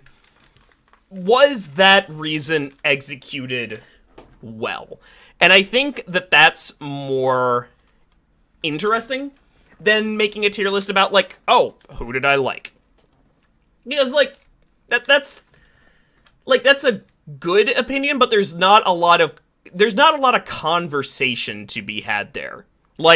Okay, I like Futaba. Oh, you didn't like Futaba? Why'd I like Futaba? Why didn't you like Futaba? That's it. That's all. That's the end of it. I'd rather the conversation be about, were they a good character? And that's not the same. Because a good character, you can hate them. And that's, you can hate a good character, and that just kind of is how it is. That's fine. So this is more focused on, did I think that they were executed well? Were they used well? And also really confidants and main story characters kind of aren't held to the same standard, because they're just not story important, but I'm still going to put them if their confidant was done well. And, yeah, is there anything else I should say? Is there anything else I should say? I think we're good? All right. Let's start easy. Morgana. Let's start really easy. Morgana. No. Well. I think I'm gonna end up deleting some of these because, I don't really think there's a lot to talk about here. I don't have a lot to say about this guy. And why are you saying this guy? I don't remember his name. I don't remember what was this guy's name? SIU director? So he didn't even have a name. No wonder I don't remember. Oh, God. They didn't even fucking bother. We didn't even meet him. He just showed up and... whatever. Anyway, let's get into the bulk of this. Morgana. I mean, they're 3 for 3. This is not a very controversial opinion, but, Morgana's great, man. I know I'm starting this off by saying, I'm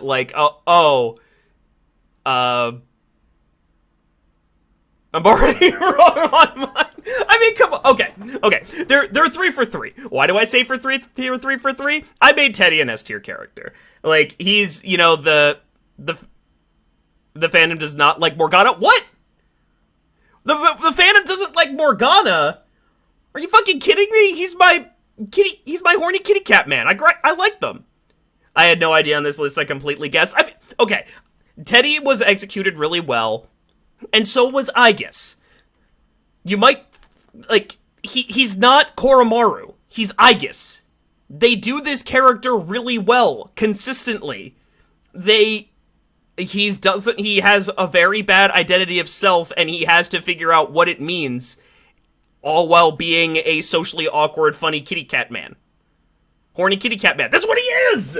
That's what he is! He's horny kitty cat Aigis. And they do this well.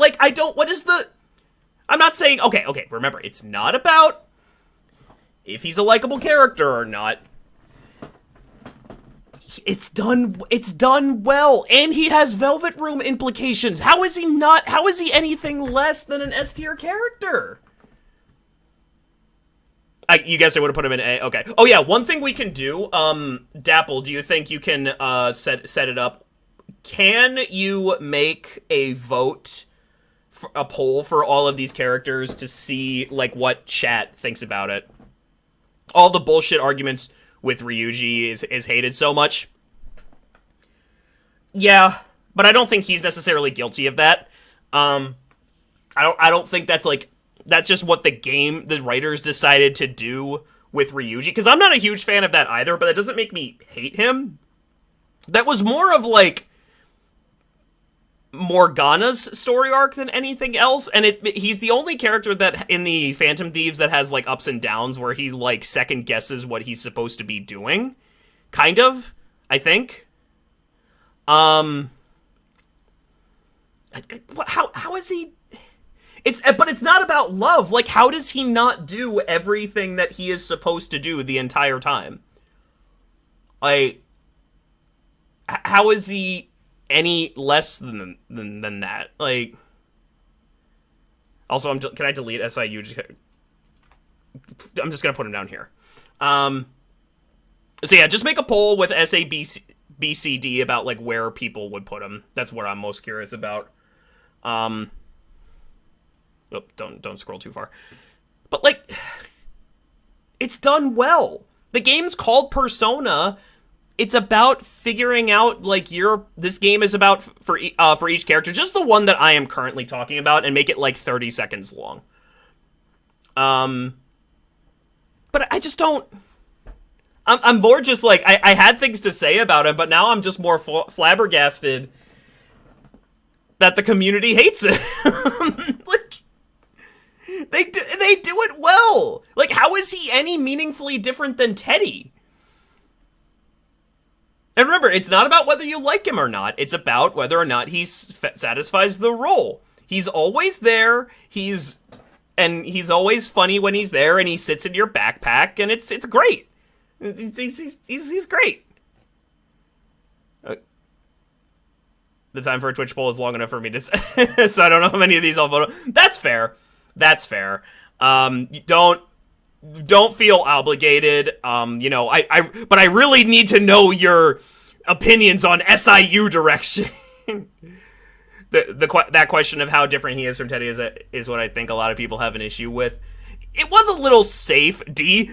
Nah, he's S tier, man. Oh, man. He's B tier for me. I love his aesthetic and what he adds to Ren. See, I feel like we're going to have a lot of S tier characters on this for me. He is a very good... Okay, so jokes aside, I think that like Morgana has a real concrete character arc. D, he just... he has a concrete character arc. He tackles the issue of, you know, figuring out yourself in the world, and he has Velvet Room implications, which we have talked about before is what the series needs more of, and I like that a lot. I like that a lot. Who should I grab next? There's some of these, like, the Royal Trio I want to save for, like, the end. There were too many S tier characters. There were too many characters in S tier. I don't know. We'll see. Okay, so maybe I can define this a little bit better. Like, this is like they do everything perfectly. This is where they do, like, their role, but there's, like, one or two things that are wrong. This is, like, 50-50, and then this is where we get to, like, the actively characters that I feel kind of fail in their roles. Let's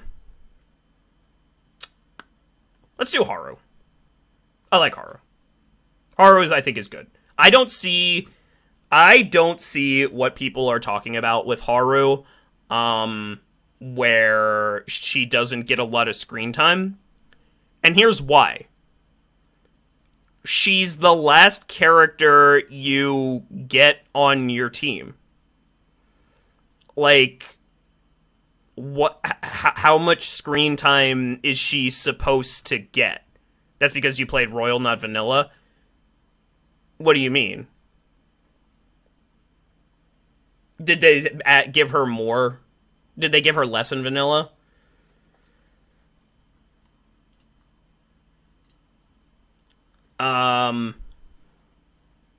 The game is basically over when she shows up in Vanilla. Fair enough. I mean, I still completed her Confidant by the time that Vanilla would have been over. Like, how much time could she realistically have? Like, I think that's okay. But again, I'm evaluating Royal. I think what they did really well with her is that... Yeah, that's true. Yeah, they could have. They could have. I suppose that's true.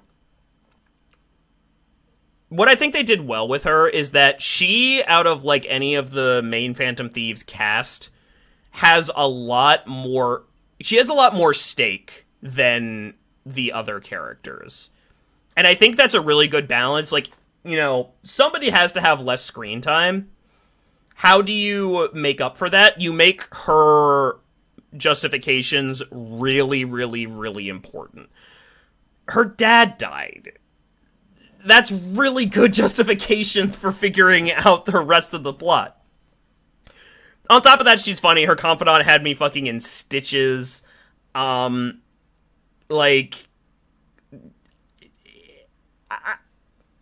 I like her. She's great. She's great. But, like, she doesn't have much of a presence. She doesn't, like...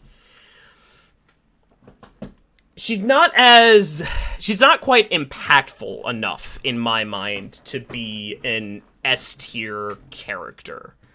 Like, you know, when characters show up, they kind of need to be, like, really, really impactful and have a really, really meaningful presence. Like, her reasons were her own, if that makes sense, but I feel like to break out as, like, an S-tier character... Have you considered she's best girl? I am trying to not let that bias me.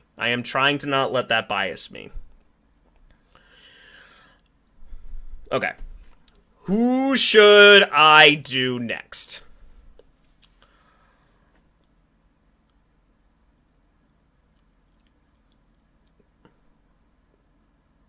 That part isn't fair for a tier. Well, it's not fair for this tier list. If she is your best girl, you could put her in S tier.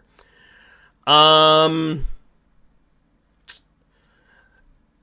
know, if we're setting standards, let's grab a B tier character. On. Now, remember all of those nice things I said about Haru? On doesn't have a lot of those. After the Kamoshida arc, she doesn't have a particularly good reason to be there, I don't think. And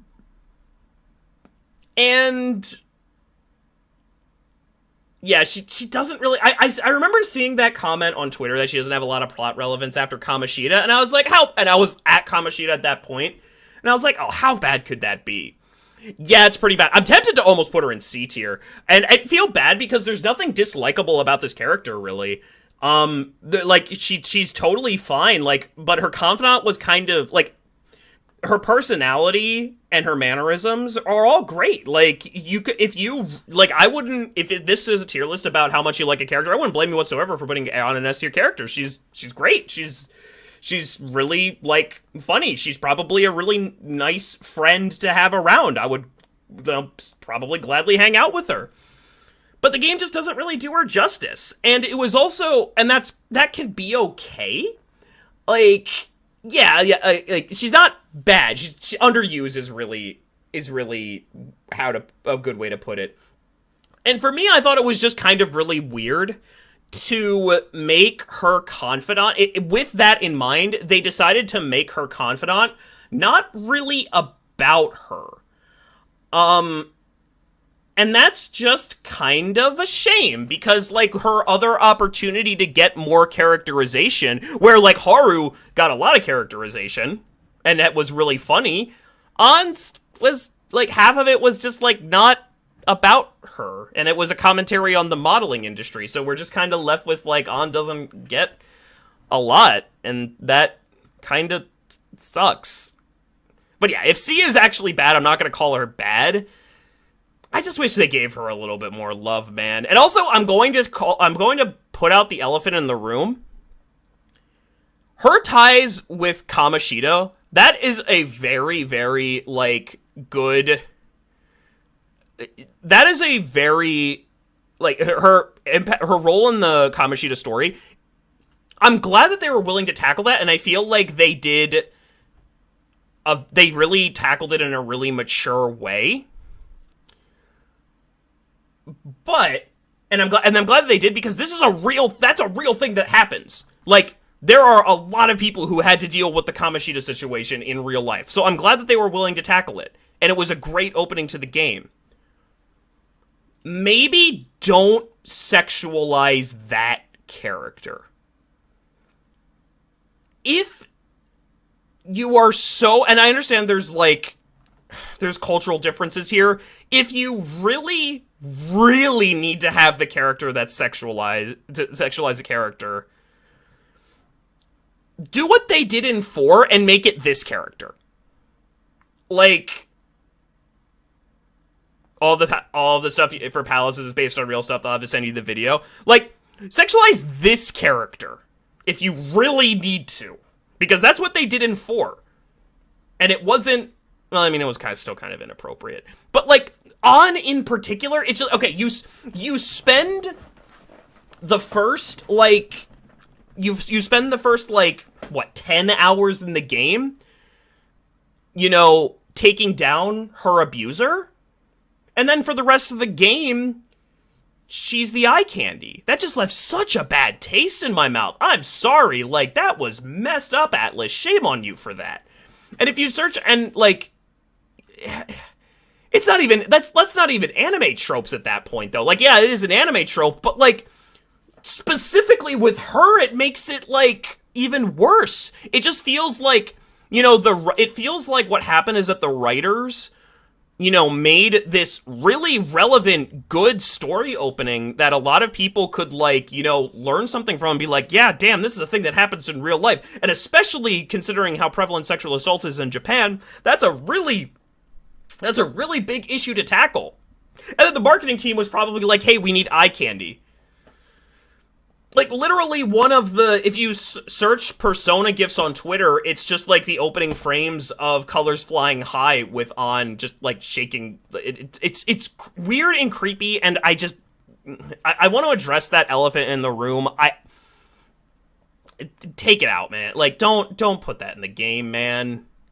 It doesn't need to be in the game in general. It doesn't really add anything, and, specifically for Ann, bro, don't do that. Just no. Anyway, wanted to address that elephant in the room. Who's a C tier character? I really like how they put the teachers in here. Who is a C tier character? Who's a C tier character? There's nobody plot relevant that's really a C tier character that I can really grab onto. If I had to pick a C tier character, probably be Oya. Yeah, we're just setting standards. I don't know if am I gonna have anybody in D tier? Is there anybody to put in D tier? There's nobody that I really consider truly awful that I want to talk about. I put a few in C, so my chin was in trouble. Yeah, you're getting graded on this. Okay, so I would say that Oya is probably how'd the last poll shake out? Did a lot of people put Ann in B? I would say Oya is a C tier character. She's fine, but her confidant wasn't very interesting. She redeems herself big time in the end by being the one to grab the woman. Yeah, which almost didn't happen. What kind of struck me as a little weird about Oya's confidant is that, like, everything with her happened off screen. And it also felt like it didn't resolve. Like, her thing was that she had a friend that was, like, went missing because of some sort of conspiracy. Why weren't we involved with that at all? Like, tell me, what was... So, like, basically nothing happened, her entire confidant. I can't get past her alcohol stuff? That's fine!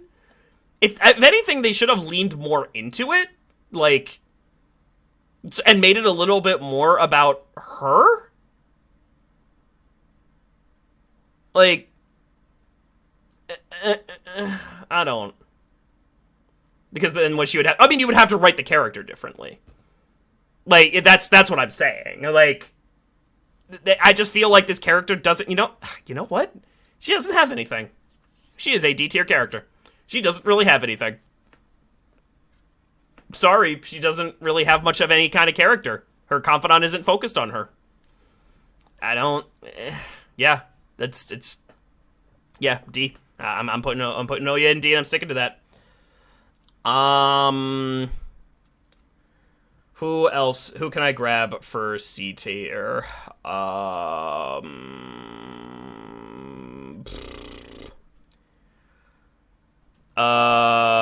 influenced the tier list to make my own guess order. You're C tier. Look. Okay, I know that this wasn't supposed to be a, like, really heavily opinionated tier list, but I don't know, man. This one was kinda lost. Okay, so Sun Arcana is about redemption, blah, blah, blah, blah, blah. I get that. This one is kinda lost on me because I have a decent understanding of how, like, government works in America. I don't really know how it is in... I don't really know how it is in, Japan. I don't really think that politicians deserve redemption if they fuck up. I'm sorry. Like, one of the things that I really appreciate about this game is that it's apparently all based on Japanese stuff. It's all based on, like, common things that happen in Japan.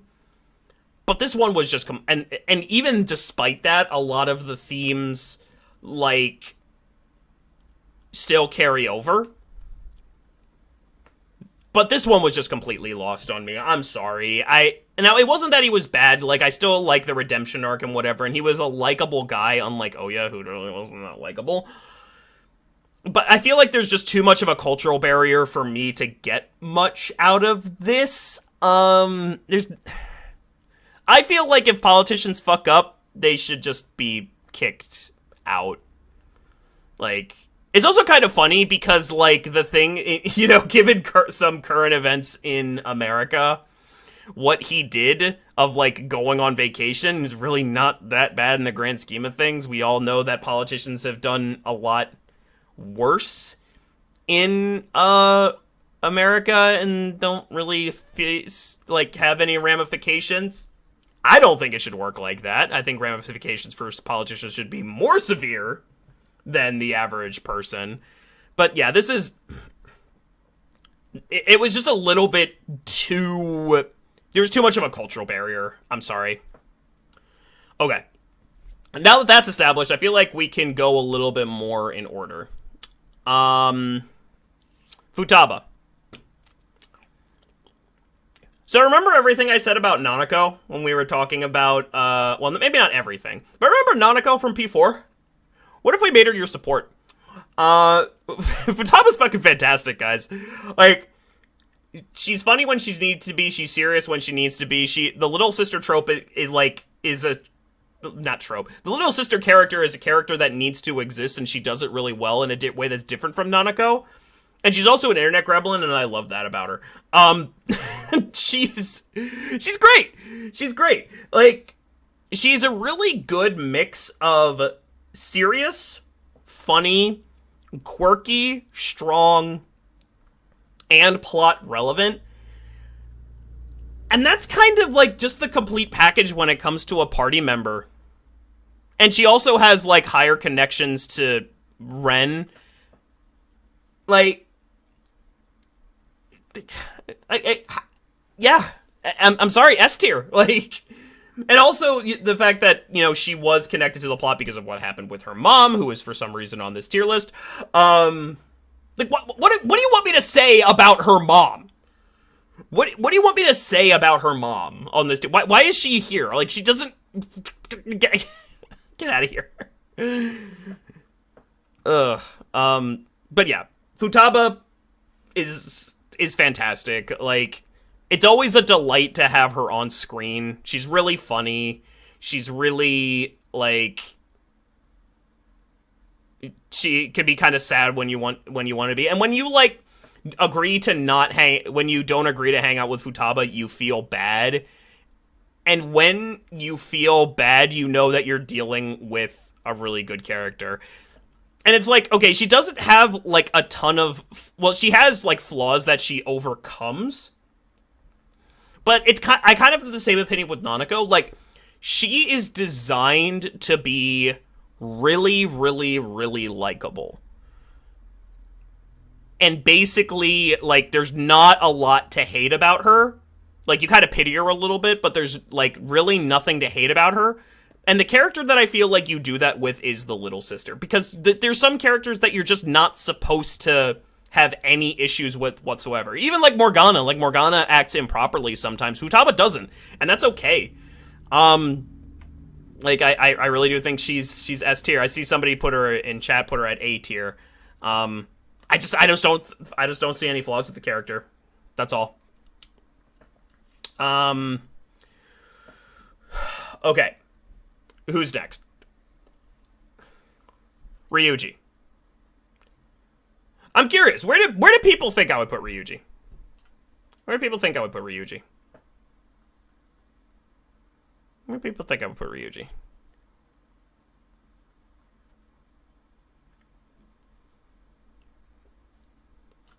So, Ryuji is probably the best example of the best friend trope, motif, character, whatever. Like, he's probably the best of those characters that have existed in Persona. And that's what you do. That's a really good thing to do with a character that comes early. Like, you should have your computer died, I'm sorry. Like, when you're playing an RPG, your first couple party members should just be your, like, childhood friends, and then you figure it out together. And, like, while he doesn't have a lot of stake past the Kamoshida arc to be involved with it, I feel like he makes it for himself. And also his moment with him running on the ship was fantastic. So, and he's got a heart of gold. He's a big dumb idiot, and I just love that because like the big dumb idiot, it's a trope, but it's a good trope. But he's an idiot, but he's got a heart of gold. He always has like everybody's best intentions in mind. He's the best. Yeah, he's the best friend character. However,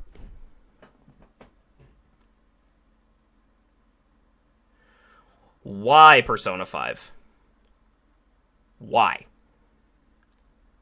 Why does everybody hate Ryuji? Why?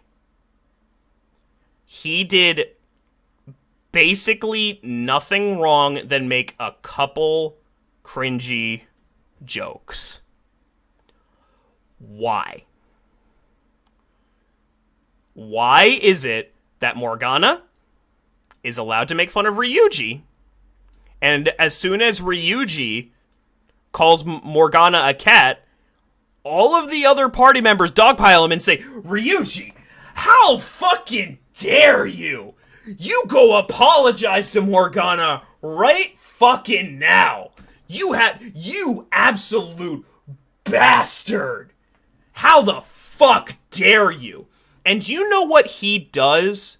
He goes and apologizes. And then you still fucking hate him for some reason. This is we have to remember. This is a tier list not about the character. It's about how the game uses the character. And that is a problem.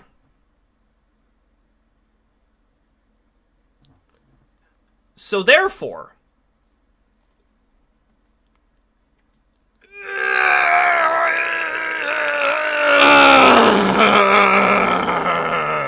and I hate it. And I fucking hate it. Because it's not a reflection of him whatsoever. It's just the writers making a joke that I don't find funny. It's like, it's not fair to him. It's not fair to him. He's the butt. It's okay for the character to be the butt of jokes, and they did the same thing with Yosuke and Junpei. Not to the same extent with Junpei though. It was so Junpei, Ryuji literally sacrificed himself, and everybody thought he was dead. And then he came back, and they all beat the crap out of him.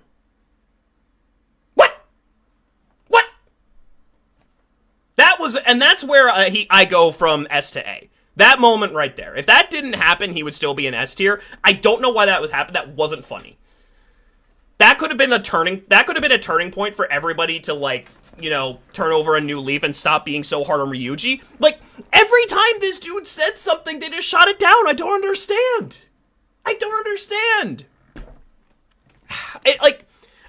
if this is a character about if this was a tier list about characters I like, he would easily be up here, but they didn't utilize him right. I'm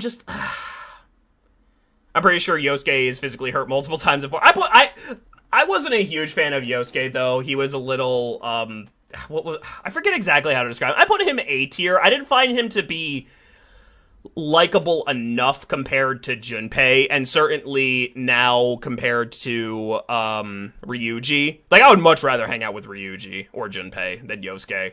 And I don't really know what it is. I just don't I feel like the best friend character needs to be a little bit more likable.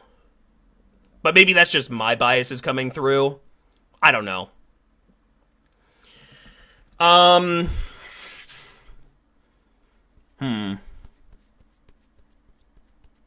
Yusuke.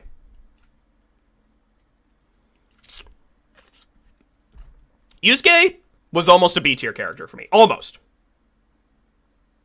And then the royal ending happened, and then he got to A. So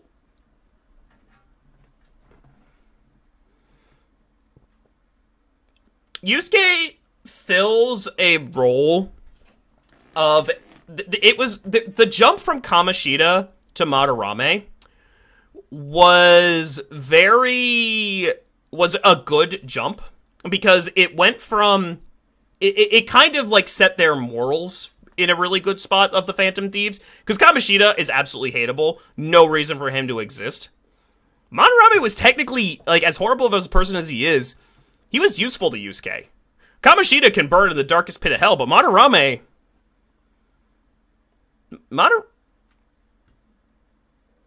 I talk about how great he was, but it's not about my guest list is in shape.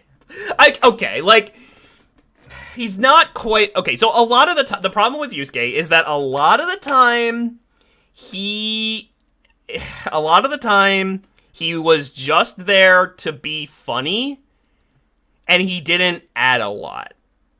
That was one of the few I was confident on. I'm sorry. I just don't feel comfortable putting him in S tier because he just isn't, like, incredibly impactful. And he doesn't have big enough ties to the larger plot. And you should definitely go and look at those Maruki reality picks. But I honestly almost put him in B tier because, like, he's almost like in the On situation. I never said anything bad about him the entire game, but, like, I can't justify him being an S tier character. It doesn't feel right. It just doesn't feel right to me to make the comedy character an S tier character. When, like, I kind of feel like all he had was comedy. And this game wasn't starved for comedy as much. That's the problem. I can't find enough justification to put him in S tier. I do like his moral dilemma, though. That's what I really liked. Don't get me wrong, I'm saying he's a pretty good character. I don't know, man. I know I didn't say anything bad about him, but it was always just like, oh, Yusuke, you're so funny.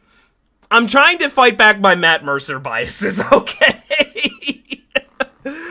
I just can't justify him, like, as these compared to these really impactful story-based characters.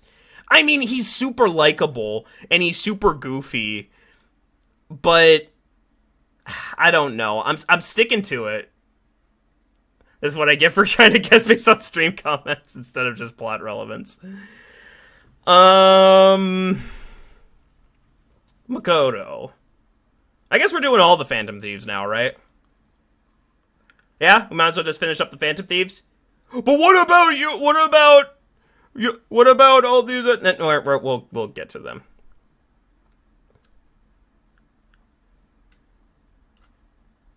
Here's my impression of Makoto.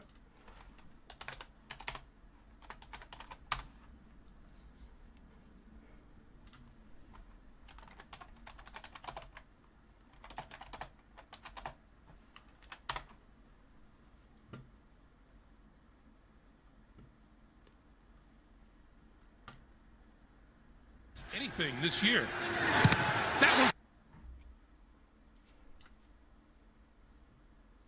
When is SIU director?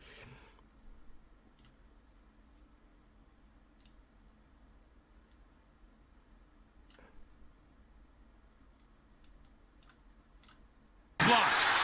The Bears have it. The Bears are going to get a touchdown out of this.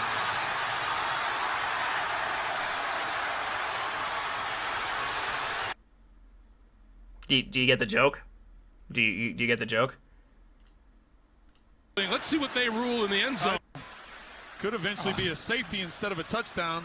It just has no reasonable explanation to it. Players should be required to watch Super Bowl highlights. Pass is caught, breaking a tackle, taking it inside the 10. Oh, look, a fumble on the... So, I feel like there were multiple instances of Makoto having really, really, really great things going for her. And then when they're about to tie it all up in a bow, they fuck up. So, like,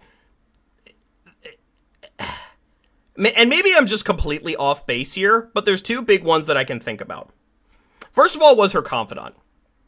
I was this close for being like, you know what? She actually makes sense for a really, as a really, really good pairing for Ren. There's a lot, they have chemistry. The confidant was really, really good overall. And then when they actually had to make it so they, got together. No, I'm not basing it off of a single confidant. I'm not basing it off of a single confidant rank. I got more. They just fumbled the execution. And it left a really, really bad taste in my mouth. The other instance was, and this is kind of what I got out of it, and maybe I'm really off base here. I'm willing to stand by this. Her plotline is really, really connected, understandably, to Sai. Her plotline's really, really connected to Sai. What were the takeaways of this? It's commentary on the criminal justice system. It's commentary on, prosecutors being overly committed to getting guilty verdicts, which result in a 99% incarceration rate. Her father was killed because he was he was killed by somebody who, he was too caught up in his work and was too dedicated to it, so he was killed, and it tore the family apart because he was too dedicated to his work. And then Sai, had to take up a similar position, and she was too dedicated to her work and just threw her relationship with Makoto by the wayside. And that's all really good execution, and that's a really, really good message. And how does Makoto respond? I'm gonna be a police chief. What? What? That makes absolutely no fucking sense. How are you going to, is this a fuck the police issue? No, it's not a fuck the police issue. It's about, her commentary was supposed to be about the issues with the criminal justice system. And then she goes into the criminal justice system. That doesn't make any sense to me. And I don't really think it didn't sound to me like she was taking the approach of, oh, I'm going to reform it. If Sai was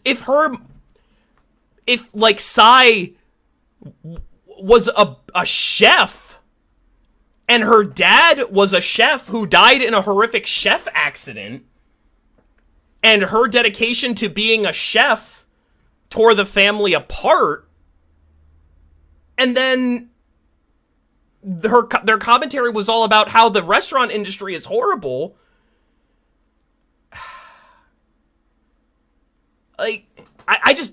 There was just so... it just really rubbed me the wrong way. Maybe it would have been a little bit better if she was, a defense attorney, which is, which is what Sai ended up doing. So, she never, I understand that she respects her father. It's just, it just left a really bad taste in my mouth.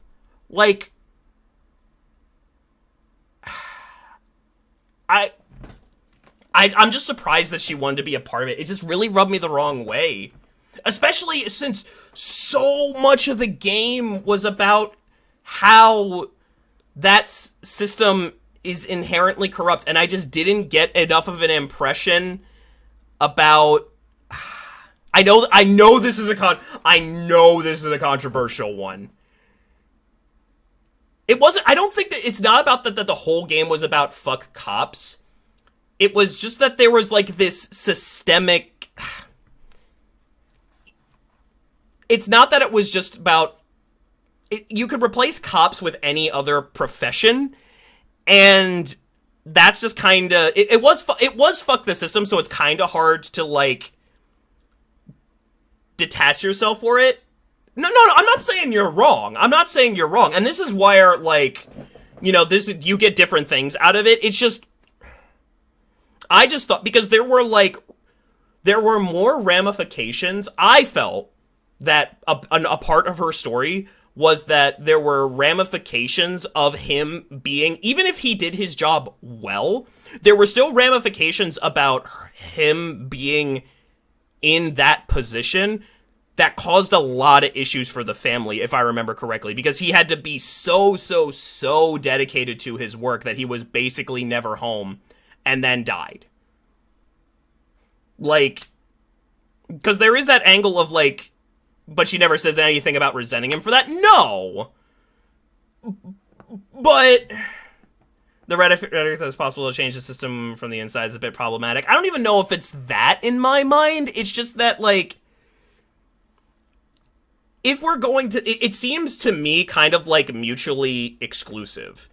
If one of the main...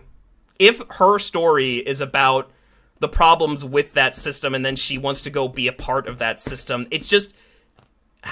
I'm not saying that she says anything... She doesn't say anything negative? Didn't she say that he was always working? and they kind of just left, like, Sai and Makoto defend for themselves.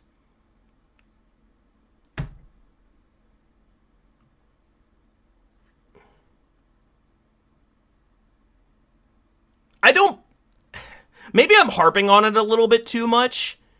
I don't disagree with this assessment. I really don't. It's just...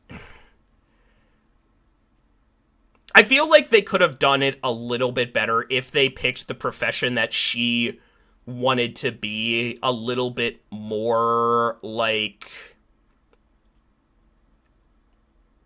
to be a little bit more careful. Maybe, like, a judge. You know, somebody who, like, who has, like, this perspective of that, like, hey, maybe it's kind of fucked that prosecutors try so hard to... I mean, didn't everybody have a problem with the police system?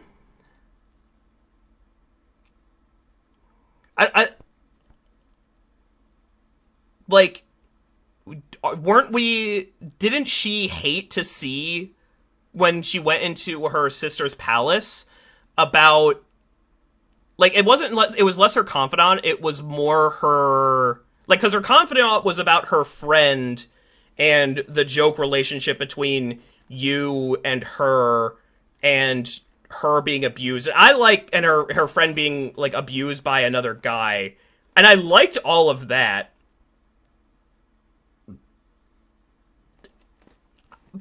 But, like, it just... Well, she had a lot of, like, what I did like about her... You know, now I'm thinking about... I forgot her plot relevance. Fuck, I forgot her plot relevance. Fuck! Fuck, I forgot her plot relevance. You know, her relationship and how her, like, she thought of how the palace affected her, how specifically Sai's palace affected her, that's enough for me to bump, like, the very, very A-. Because that was an interesting dynamic. I completely forgot about that. But I still stand by what I said, where it was kind of weird. No, I forgot about her in the Sai's palace. I'll move her up to A. Yeah, I'm comfortable with that. But I still do think it is a little weird for her to be a police chief. I'll stand by that. Alright.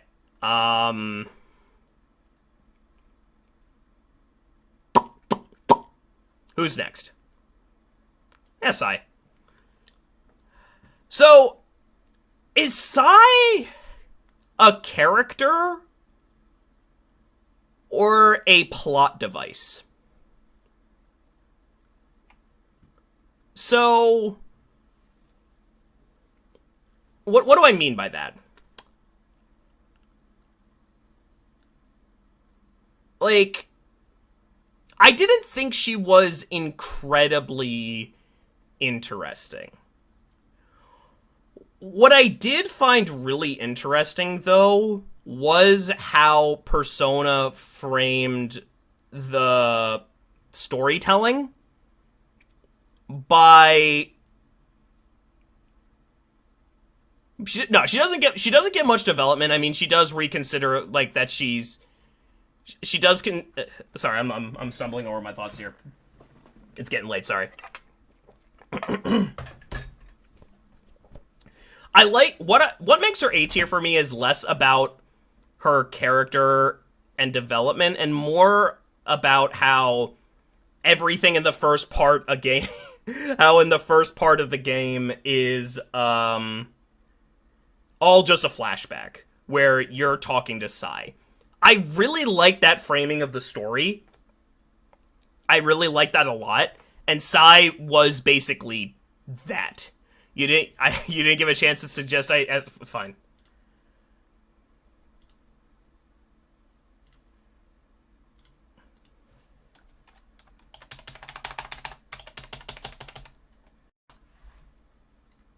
Right.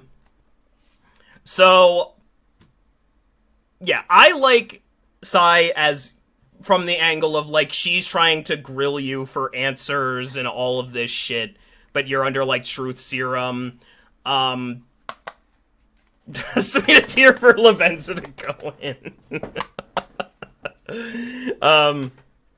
But yeah, that is what I really liked about Sai.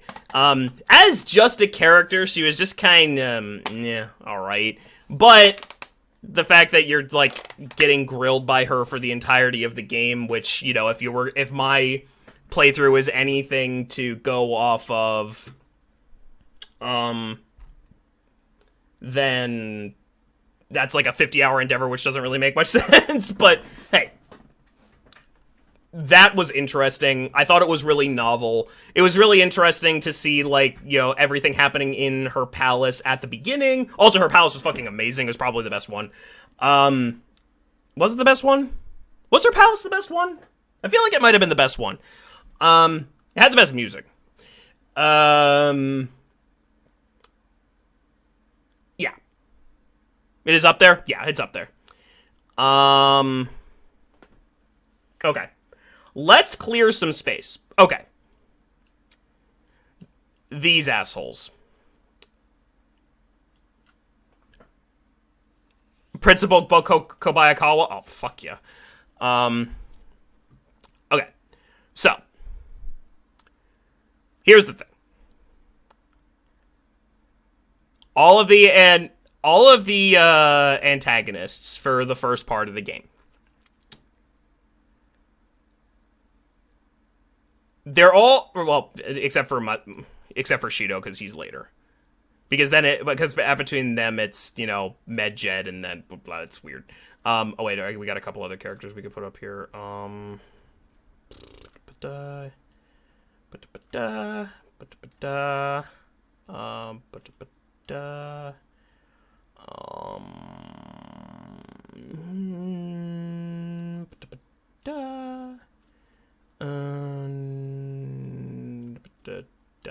Okay.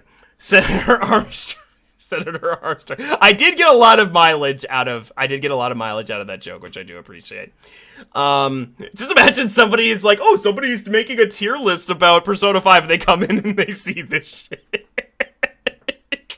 Could you imagine how mad people would be? They would probably just leave. Oh, come on, take me seriously. Take me seriously. Okay, so these four. Kamoshida, Monorame. What was your name? Kasumire's dad equals Kaji Tatsumi's. No, he's even better because he gets a portrait. Kaneshiro, that was it. These three. I like them all as villains a lot. Less Kaneshiro. They were very hateable, and that's the point. Missing Okumura. I am missing Okumura. Boop. Here's the problem. I'm making a tier list on social. I'm making a tier list, and I'm on social media right now. Kamoshida is actually a perfect villain. You want to absolutely beat the fucking shit out of him because that's what he deserves. And you get to. And that's really cathartic. And it's relevant. He's a villain that exists in real life. And that's the point. The thing is, I'm not about to put him in S tier so somebody can take a screenshot of that and somebody thinks that I like Kamoshida. So we're going to make a new tier. Oh, wait, nope.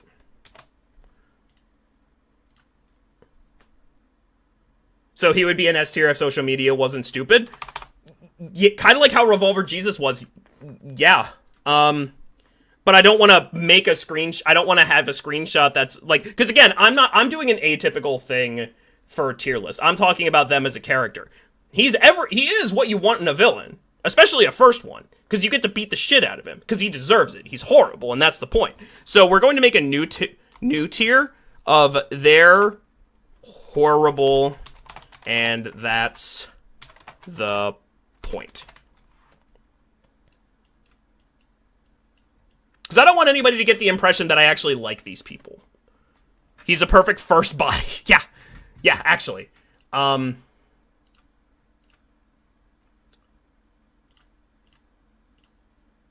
So, yeah. But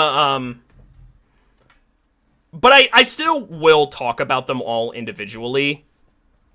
But I'm okay, I don't want to say it's because social media is stupid. It's just easy to get the wrong impression if I were to put him up there. Are you going to order that row? No, I don't think they're equal either. I'll definitely order the row. It's probably that. Best villain to worst villain, in that order. But these are all close. Well, there's no context. That's the problem. Like, when you hear tier list, like, most of the time people make tier lists about their favorite fast food restaurants. I'm the one doing the atypical thing. I just need to be conscious of that. Like, I'm just being, you know, I'm seeing where the miscommunication could lie. Because you say that, and the thing is, I heard about a story where people, like, oh, who would ever like Kamoshida? I heard a story a couple months ago of a couple at a convention that, like, somebody cosplayed Kamoshida and Shadow on. So yes, people are stupid. Like, blatantly inappropriate to be doing that. Like, Jesus Christ. So, cognitive on, my bad. Yeah, not okay. But yeah, Kamoshida, we got to beat the shit out of him, and it was very cathartic, especially considering the relevance of that thing. Like, yeah, fuck this guy, for obvious reasons. And unfortunately, it happens a lot. I had a guy a teacher at my high school that was not this blatantly bad, but he did harass the girls, and nobody could do anything. And that was just a thing. That dude probably deserves to get the shit beat out of him too. Yeah, like, and I really respect the game for tackling that issue. I really do. So, yeah. Pretty awful. Fuck him.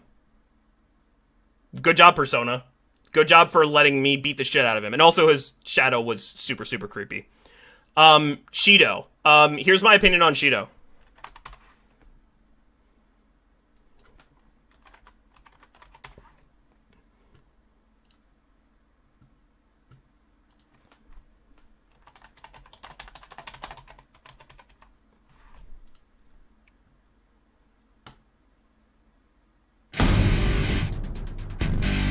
No. No, but Shido was great because Shido kind of followed you around. He is essentially Ren's backstory, right? And like I talked about at the beginning of the stream, backstory is what Persona characters, or main characters at least, protagonists, that's what they need more of. And the fact that they were able to take the backstory and link it into the main plot in a way that also was on theme for the overall themes of the game was really, really, really well executed. And then on top of that, he was a total bastard. And he had tie-ins to other characters like Futaba because of what happened with her mom. And he was just a bastard that you wanted to take down. Like, it's really... He was a power-hungry asshole that deserved to get punched in the face. That's what you want out of those villains. Right? Yeah. I'm pretty good about it. I feel pretty comfortable in that assessment. He probably would have been S tier as well, because he also gets at the idea of corrupt politicians and, you know, ulterior motives. Because there are people that get into politics just for the sake of power. Now, they don't use mystical powers to take on, you know, to try to take over the world and kill people all the time. But, like, Certain countries, politicians kill people. That part is not out of the ordinary. And that's good commentary on that. You really can't talk about society without talking about government. And he was the vessel by which to do that. Madarame. What I really liked about Madarame and his connection was the fact that he was actually useful. Like, it's very easy to say that, like, what I see a lot of times in criticism of people will criticize those who are abused and say, well, why didn't you do anything? Oh, you should have just said right away.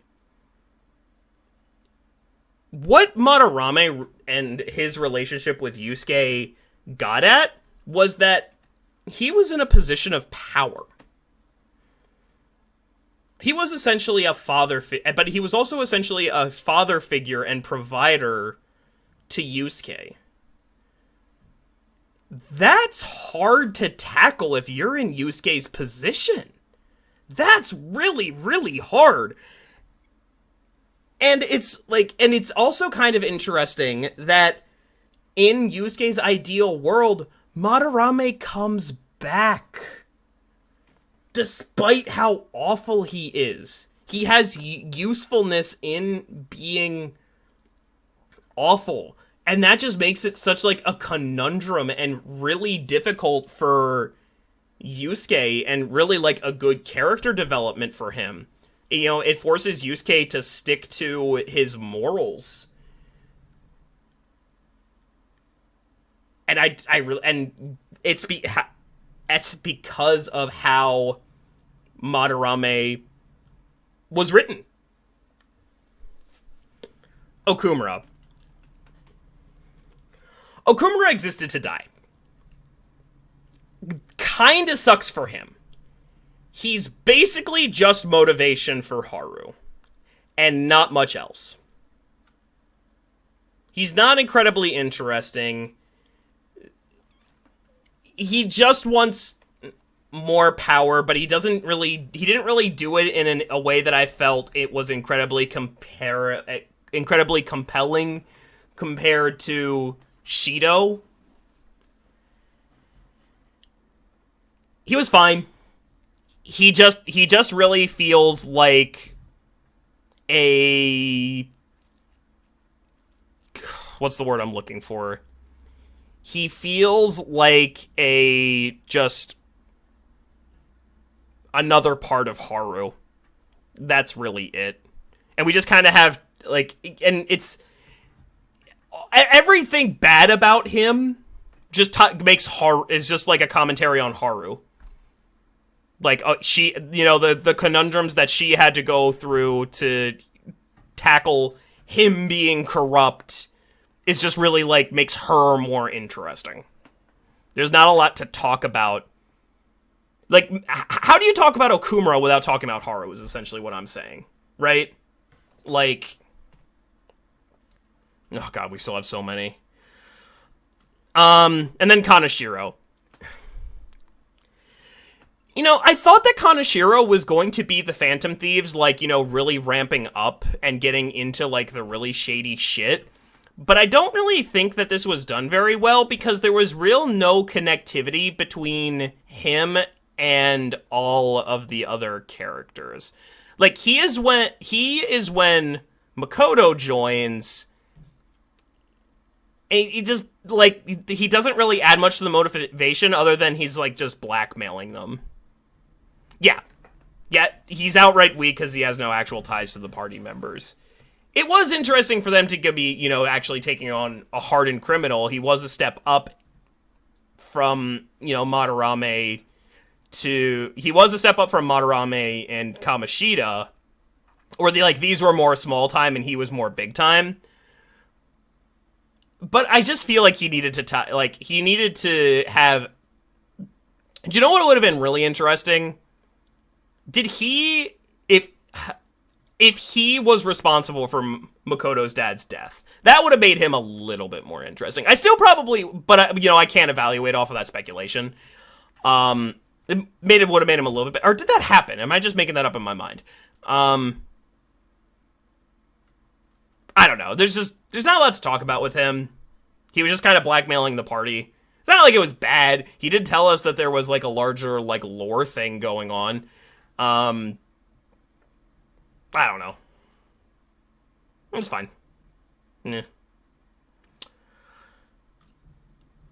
Okay. Oh,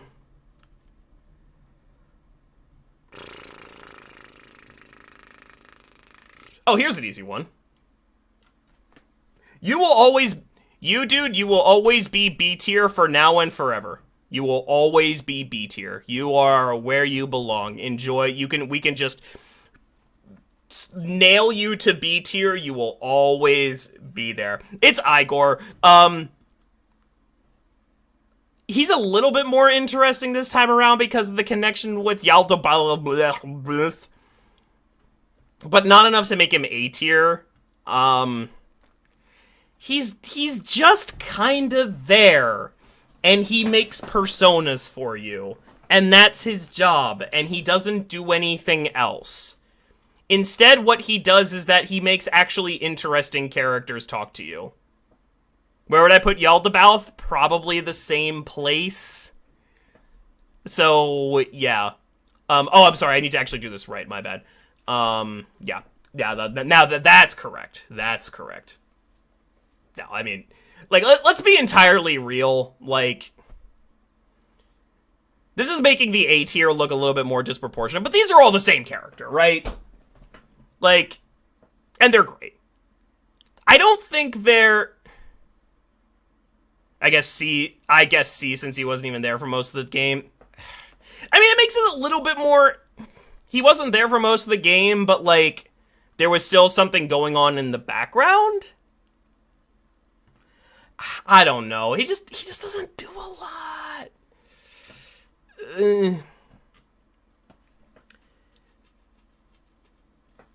I'm not debating your... Okay. Like, I hear that. I definitely do. I don't know. It's so hard to talk about Igor. It's so hard to talk about him because he's just kind of there. He's basically, like, a menu that talks. Anyway, let's talk about characters that are actually worth talking about. These three are all the same character. I don't know who is taking one of the twins and putting him in a different tier. I don't see any purpose in that whatsoever. Like, these are all the same character. I like that but, you know, they were pretty good as a package deal. I think all these are really interesting because they're connected with Ren and his trickery within the Velvet Room. Yes, but I didn't... I'm not really sure how to assess Yaldi. I'm not really sure how to assess him, because he didn't... Like, there was a twist, but he didn't really feel like... And he is connected to the Velvet Room, but he didn't feel like he was very omnipresent like, prior to that. Like, for most of the game, he was just Igor. Is there any... I'm trying to think back. Were there any instances where, like, the fact that Yaldi was impersonating Igor, like, came to light? Or is it just, like... Okay, now I was actually Yaldabaoth this whole time. If you realize you don't have the key... I guess... Okay. Okay. That's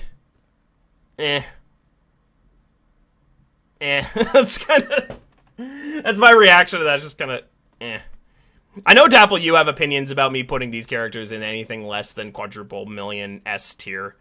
But I don't think they're quite that strong. Igor isn't usually that antagonistic to the wildcard either, but it doesn't feel that out of place in this game because of the theming. Yeah, that's kind of how I thought about it. Like, they took the approach of, like, okay, you need to be rehabilitated. I thought that's just what they were going with. I was just that... You have them higher than I guessed? Really? Okay. I mean, I did think it was interesting how basically we had a Velvet Room attendant that evolved. These two were funny. These two were really, really funny. So you get that aspect of what I think Velvet Room attendants should be. Then Lavenza was a sleepy bitch, and that was kind of funny. And then, you got to see, like, the evolution. There's, like, a story here that is kind of missing from Velvet Room attendants. Like, even Elizabeth didn't really have much of a story, but these actually have, like, a past to them. It's not really fully explained, and I wouldn't put him as high as Elizabeth, because Elizabeth basically existed for comic relief, and she did that incredibly well, whereas these two, there was less of a need for comic relief, because all of the characters were kind of funny. I got too hung up on the Margaret reaction this time. Well, Margaret didn't do anything. That's why I put her so low. Margaret had, like, nothing going on. Whereas these two, they let you take them out into the city and talk with them. Like, that was what was really funny.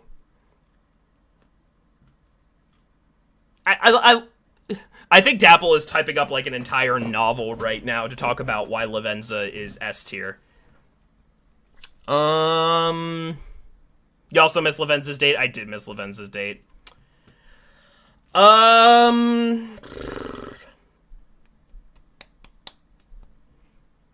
God, I need to trim some fat here. I know I'm biased because I cosplay her.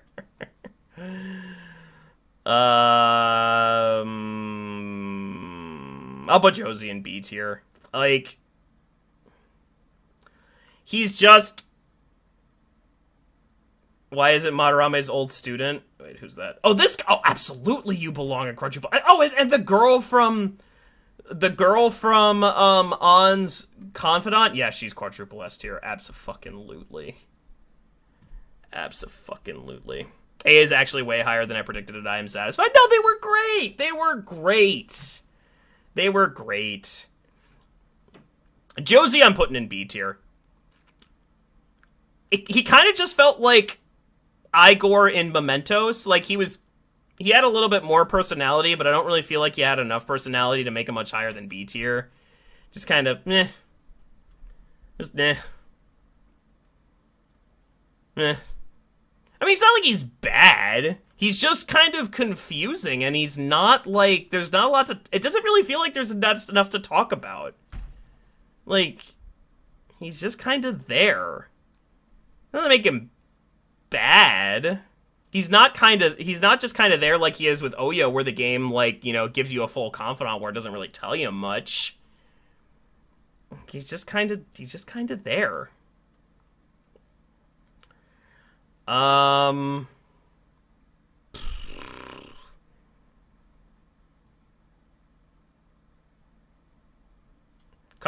Kawakami.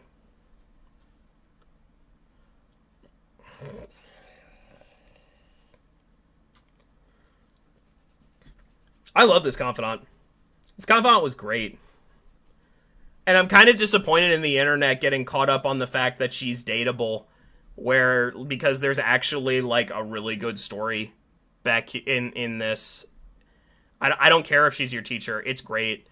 And it gets at the idea that, your elders can learn from your students, which, that's a good theme to make. I guess another one, right? It's been two. I mean, like, it's really good. It's not quite an S tier one, but it's pretty great. Like,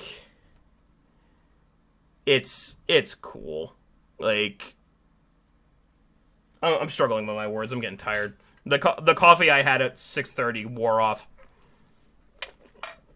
But there's a lot to unpack here, There's regret for what happened to one of her past students. There's having to do jobs that you don't like to make ends meet. There's having to, be indebted to people that are only interested in money. There's the teacher-student relationship going on. And I don't mean that relationship. I mean just, like, teachers have a big impact on your life when you're young, and vice versa. Like, teachers do remember the students that they teach. That's, like, a disproportionate amount for what is essentially just a random confidant. That's a lot. I really, really liked it a lot. And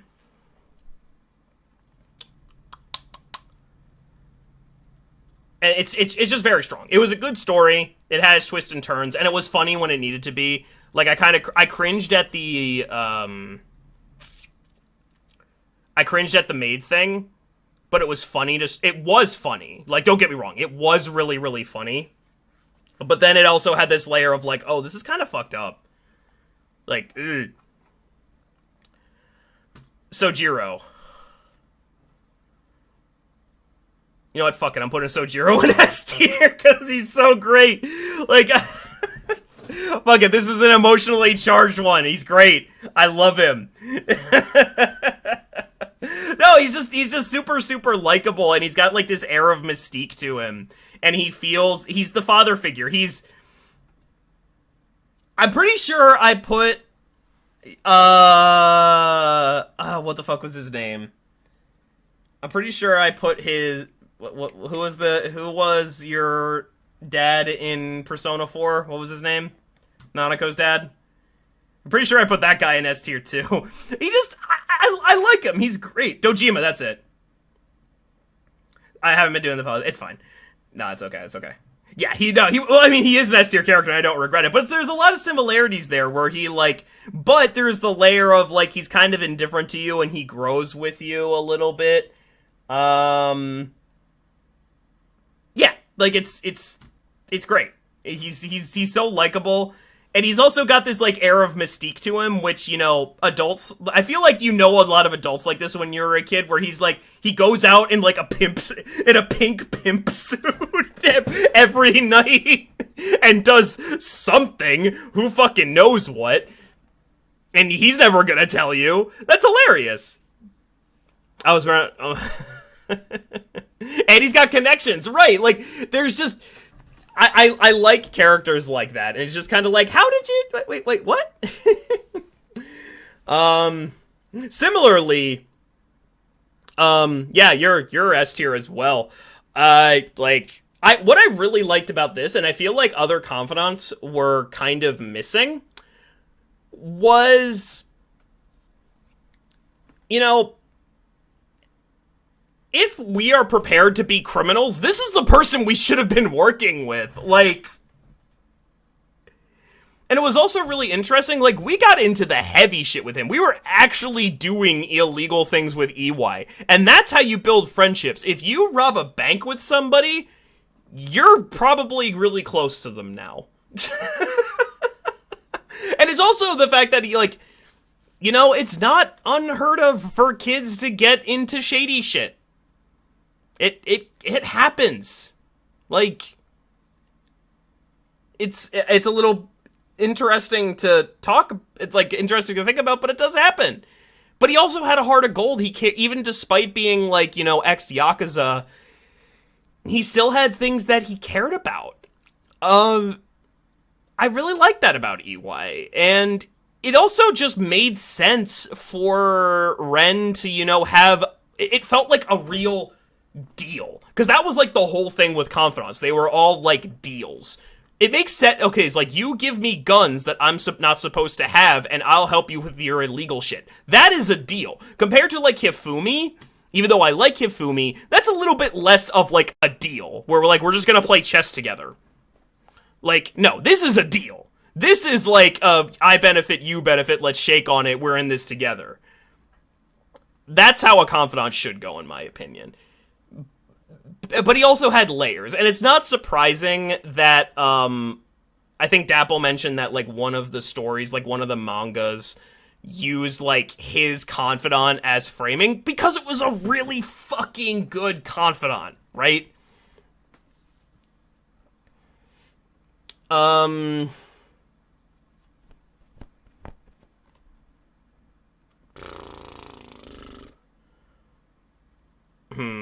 Memento's mission, yes.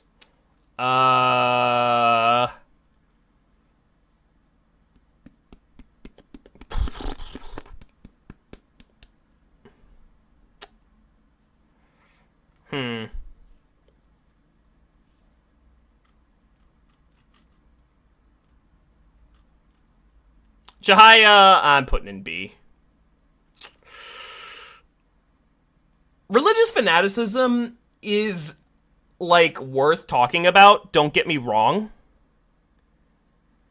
Wasn't incredibly compelling. And I was also left a little confused. Like, is she actually a psychic? Like, I thought, like, a lot of, you know, like, obviously, like, the stuff going on in Mementos and Personas and all that stuff in Persona, like, is all supernatural and whatever. But I always thought that the real world was grounded in reality. Is Chihaya actually supposed to be a psychic?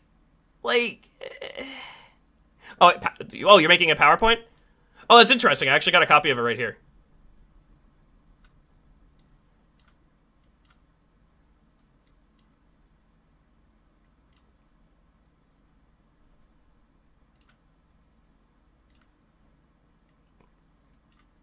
Thank you for sending this, Dapple.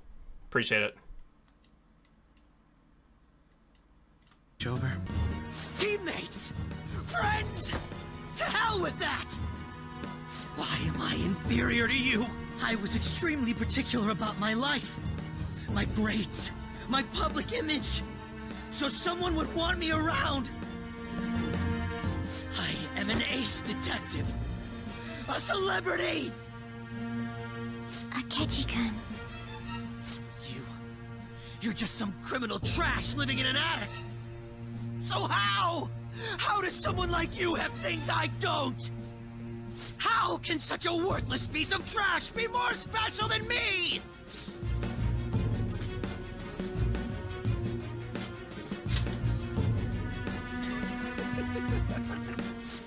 This argument is meaningless. I programmed this PowerPoint. Over.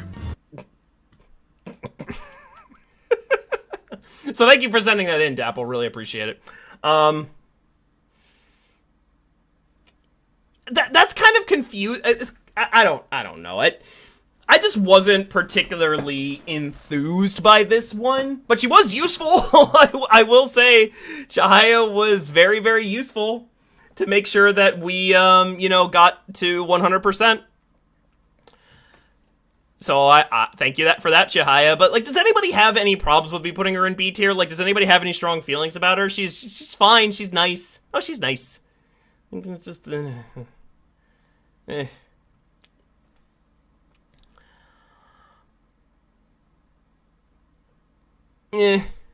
yeah.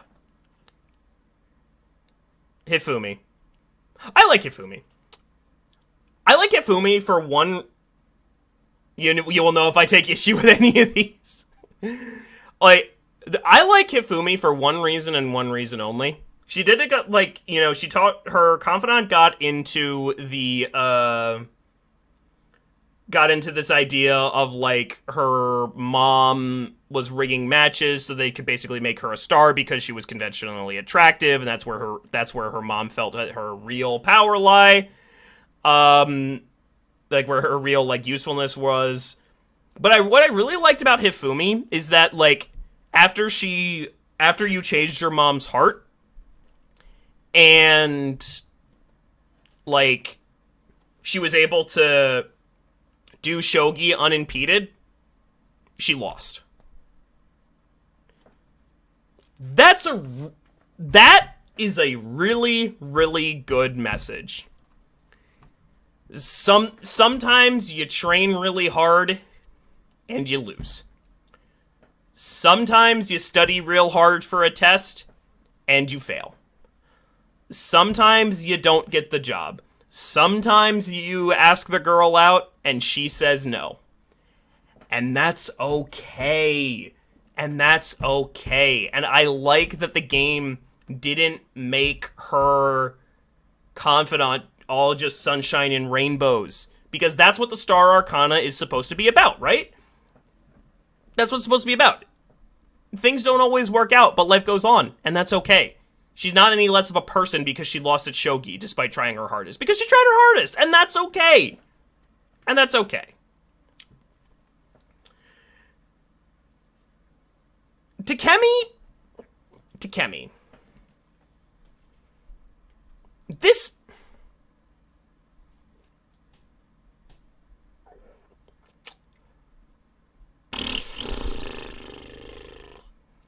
Takemi.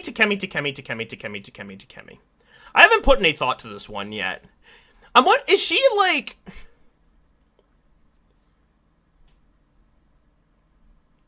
Is this like? Is it safe to say that this was a very safe confidant? Like, do you know what I mean? Like,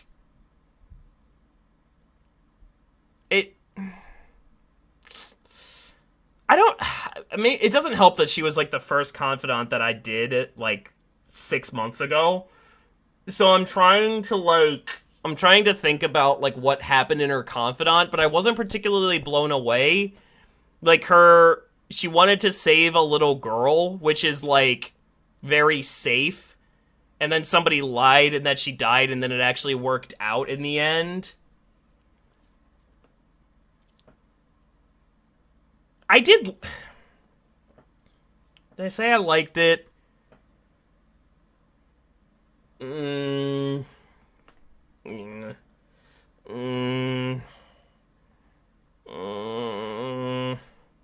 gonna say B. It's a very safe story about wanting to help a little girl, and you do. Compared to some of the other, like, compared to, like, this confidant, it's just a very, like, what was the big takeaway and message for Takemi's confidant? I feel like her message, her message and his message kind of just hit home a little bit harder. I'm struggling to think what the takeaway was from Takemi's. But it wasn't that it was bad. It's just kind of like... But this one is an A. I'm a sucker for the little kids that, like, do a bad thing and learn from it. And, you know, having difficulties at home and it, like, reflecting onto their, like, you know, how they actually act. And also get smoked. You know what? Quadruple S tier for get smoked. No. Just A tier is fine. I really liked how in Persona 4 they made the tower a little kid, because kids go through shit. Like, Shinya good. Yeah, Shinya good. Shinya good. Like, little kids have to, like, I'm glad that the game are willing to tackle that, where, like, they always make the little kids have, like, very, very difficult, heavy confidants. Yeah. Shinya good. Also, Mishima good, and everybody that hates Mishima needs to shut the fuck up. You know what? Mishima's an S-tier character, because fuck you.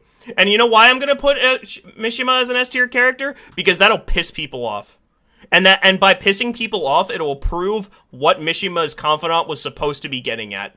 Mishima is just a dude.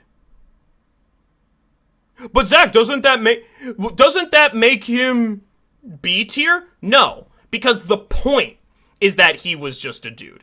There's a lot of Mishimas in the world.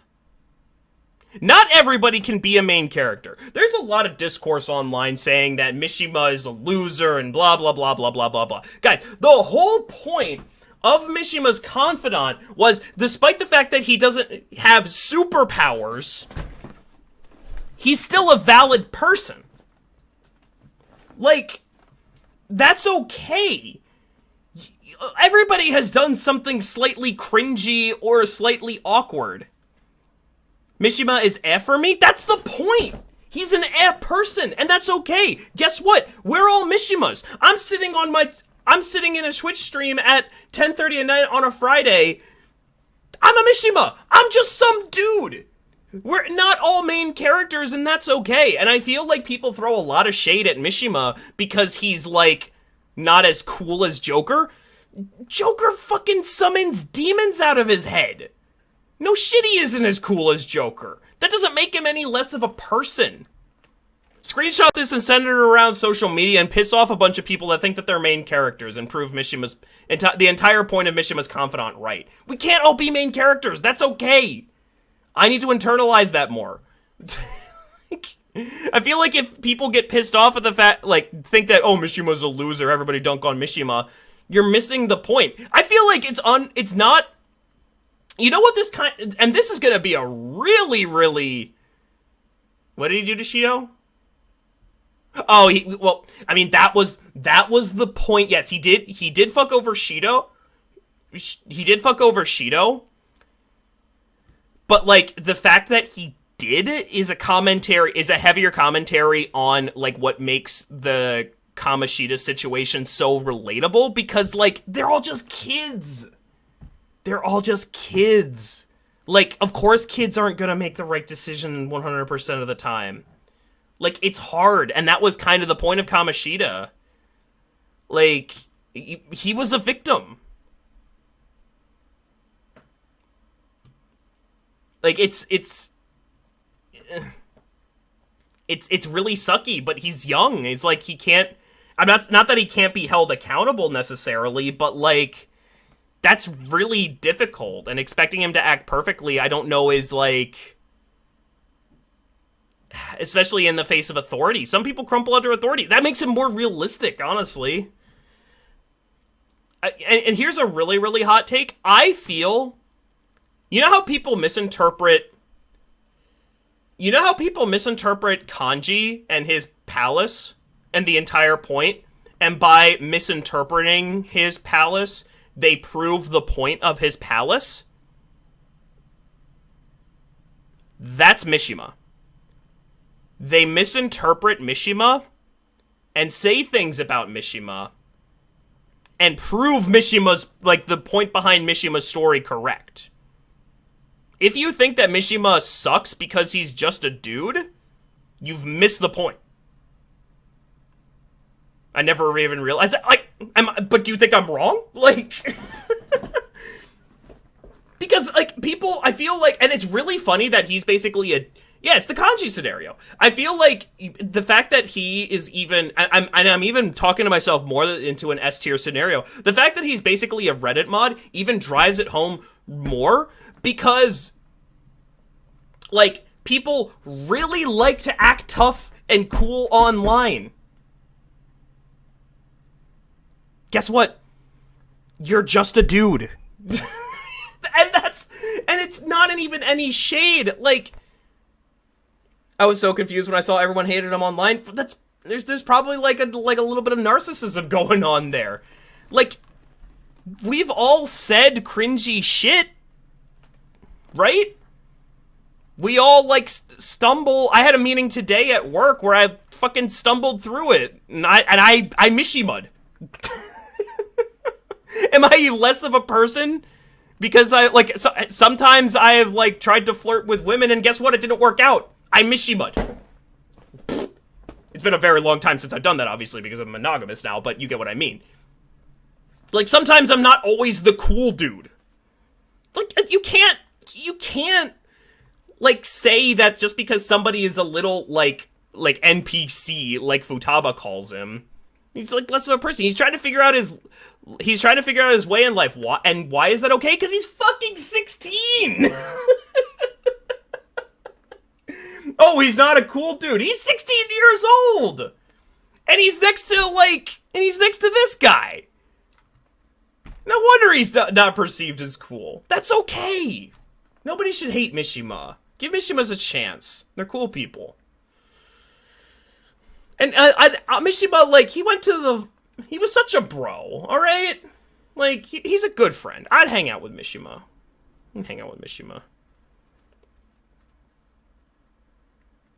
Okay. Maruki. Yeah. Maruki, you're S tier. I surprising absolutely nobody whatsoever, you're S tier. Like, it was a really good twist that he ended up becoming a villain. I genuinely didn't expect it. I knew that I needed to, like, I didn't want to have to furiously type. Oh, come on. I'm a little bit more reasonable than that. But yeah, like, is anybody, do we even need to have the discussion? Do we even need to talk about it? Like, you actually did have a genuine connection to him, and it was good, and I genuinely was surprised that he ended up being a villain or antagonist. Also the Metal Gear Solid 4 style punching on the top of the palace was fucking hilarious. I loved that. That was a great ending. But he had really good motivations. It's easy to see where he's coming from. He's hard to disagree with. Yeah, he would ironically be in the what did I give it? 7 S's plus. Like, no, he's great. He's relatable. You feel bad kind of fighting him. He has a really, like, unfortunate past. It's all really good stuff. He does everything great. Like, it's easy to say, like, I wouldn't have done that, but some people would have also done that. You could definitely see where he's coming from. There's 2 ways that you can make villains. You can make him relatable, or you can make him hateable. And he's the relatable villain. He was dealt a really, really rough hand.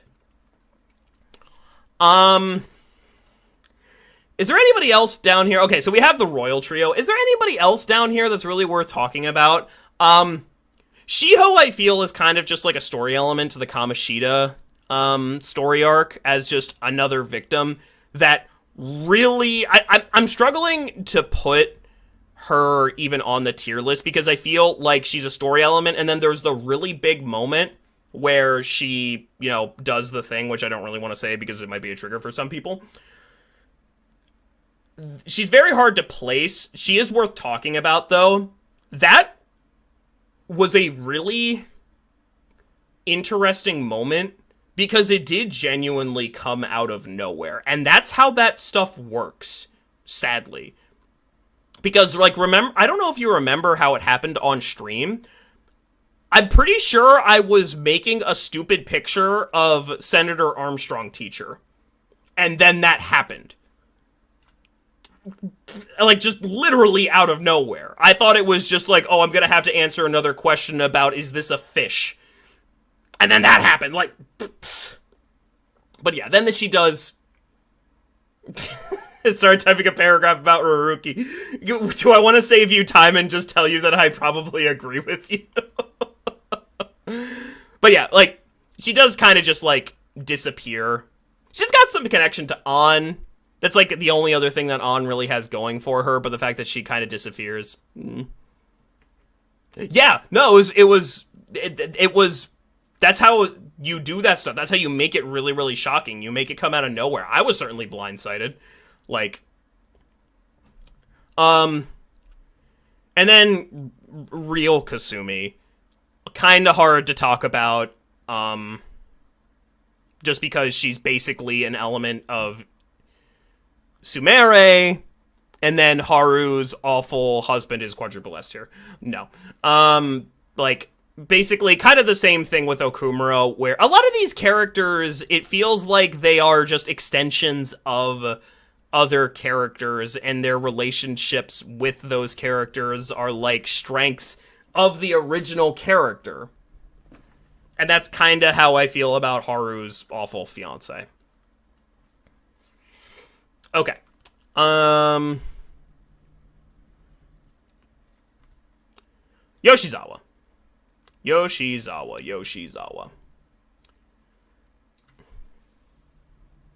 Armstrong teacher needs to be up there. Oh, you're right.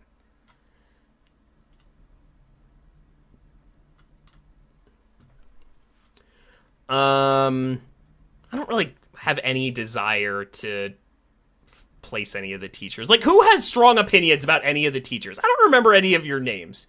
I think I called both of you Miles Edgeworth at some point. Like, okay. Kasumi. Not Kasumi. Sumire. Yoshizawa. Whatever you want to call her. I don't care about the other ones. Oh, so my stupid jokes about Senator Armstrong were actually really good. Okay. Yoshizawa, I'm gonna put in A.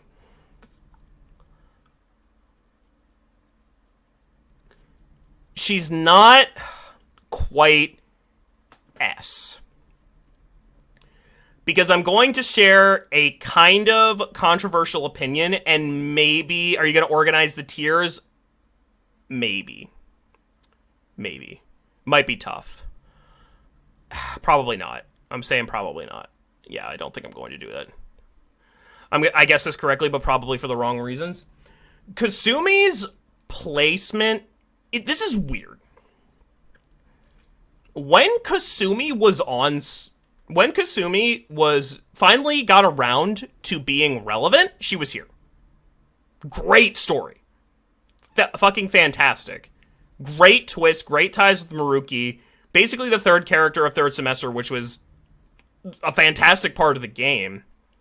And she was S tier through that whole thing. The twist that, you know, she was pretending to be her sister because of a tragedy, that's incredible. And she has to overcome that in a relatively short amount of time. All great stuff. Why couldn't she be relevant sooner? She suffers from the fact she does have a bit of the Marie syndrome. See, I didn't feel like that with Marie though, because Marie stayed in the Velvet Room. Marie wasn't a party member. Marie didn't have a persona, kind of. We're not counting Persona 4 Arena. It didn't really make sense to me, purely from a storytelling standpoint, for Kasumi to not join the Phantom Thieves. It became what Dapple is calling Marie syndrome. It was very obvious that she was added in Royal and not... I don't think she was integrated into the base game incredibly well. Is that fair? Probably not. It's probably not fair to expect them to, like, rewrite the entire story to include Kasumi. But she felt very out of place. Like, it felt like Kasumi would pop up every once in a while. Or not Kasumi. Yoshizawa. It felt like Yoshizawa would pop up every once in a while and be like, hey, I'm going to be relevant later. In retrospect, because I didn't know when she was going to be relevant. But she would just kind of like pop up and be like, hey, don't forget about me. I'm going to... yeah. She says she doesn't agree with what they are doing in that scene with Akechi. I guess, but like...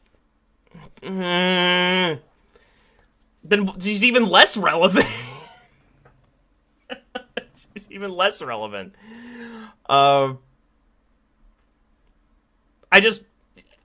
I'll say I don't know how they would have gone about it. They would have had to completely rewrite like a big chunk of the story to make it done well, but I feel like she just wasn't integrated into the base story as well.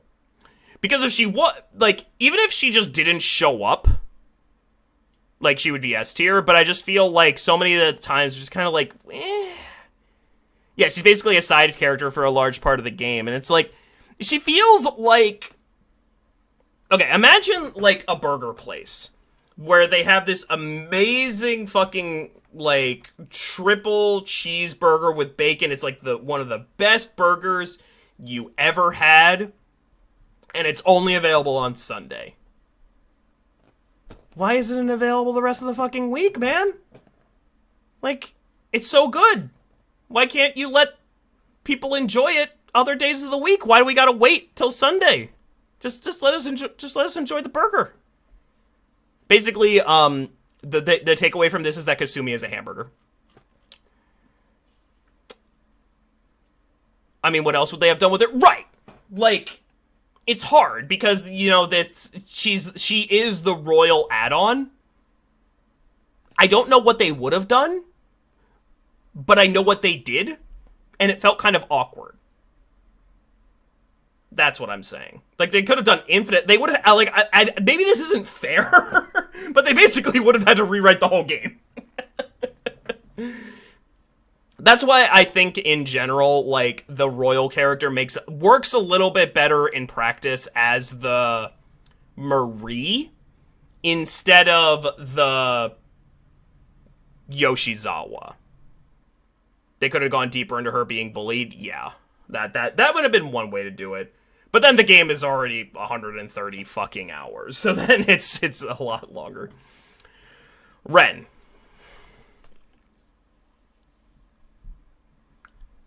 They did it very right this time. They did it very, very right. Now, I can't quite make him S tier because he is missing a lot of character elements as a Avatar-style character, and you know my opinions on Avatar-style characters, but they certainly did a hell of a lot better job than you. A hell of a lot better job. I can't put him S tier. He doesn't have enough going on to put it in S tier. It's only on the games, Dapple. It's only on the games. He doesn't talk a lot because he can't. Because you could name him, because the game from the outset says you're allowed to name him Ren, but you're also allowed to name him Dick Butt. I'm basing it mostly on the game. It's really hard to make a silent protagonist S tier. It's so hard. Like, you have to make all the decisions for him. You're supposed to project onto him, but like, he doesn't say much. It's so hard. I can't do it. I gotta stick to how I feel about the silent protagonists. He has a lot more. No, he's better than Makoto, and he's a hell of a lot better than you. And Makoto, I did think had personality, and he does definitely. He's a higher up there. I almost put Makoto in B tier, and he's solidly in A. I do think he is better. I can't quite make that commitment to S tier. Not quite. But the fact that they gave him a past from the beginning, gave him good motivation, yeah, that's kind of where it is. Like, if I'm comparing him to the other S tier characters, he's not quite there. He's the best attempt. I almost feel like I'm comparing him to you and Makoto by putting him where I am on this list. Okay. Yeah.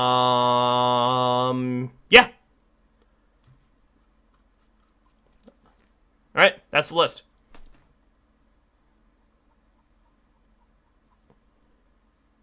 You might as well compare them that way. Yeah, like, okay. Yeah. Is there anything that I want to change? Is there anything I want to change on this list? This part looks so much bigger. You know, it is honestly kind of like a bell curve focused on A tier. But this makes it look a lot bigger because, like, it would look a lot better if it was just like this, basically. This is pretty much it. I'm just gonna do this. I'll just get it over with. Okay. All right. Cool. Anyway, maybe add an A+, but that might change too much. I don't want to make the distinction that much. Okay. All right. Okay. How long have we been live?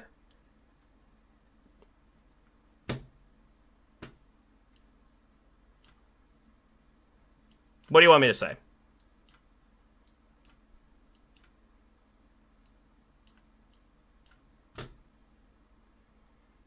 Like, okay, like 6-hour stream. Let's go. Okay, let's clear this. Let's clear this up because we're actually like done. I'm going to take all these down. These are all the people that I've. Oh yeah, and I'm not putting Kasumi anywhere in here because like she's a story element to Yoshizawa. I'm not putting her in there. Yeah, don't do that. Like, okay. Haha, funny, make fun of Akechi stuff, whatever. The dude is easily one of the best characters in this game. If not the best. He's the best character in this game. I would never be caught dead hanging out with him. And there are times where I fucking hate the guy. He is absolutely the best character in this game. He's almost the protagonist. like, he's an asshole. I don't like his... What is... The fuck is this? Gorak!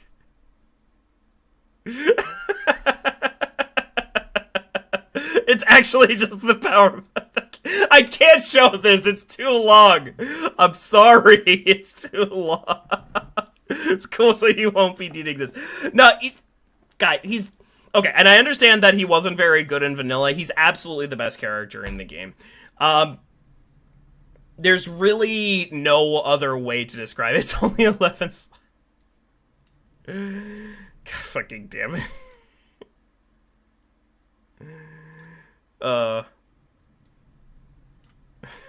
I like how there's no design in this.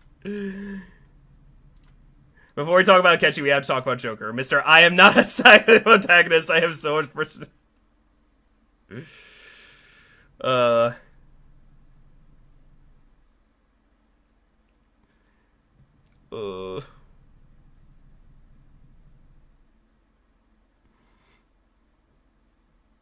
It's much shorter than most.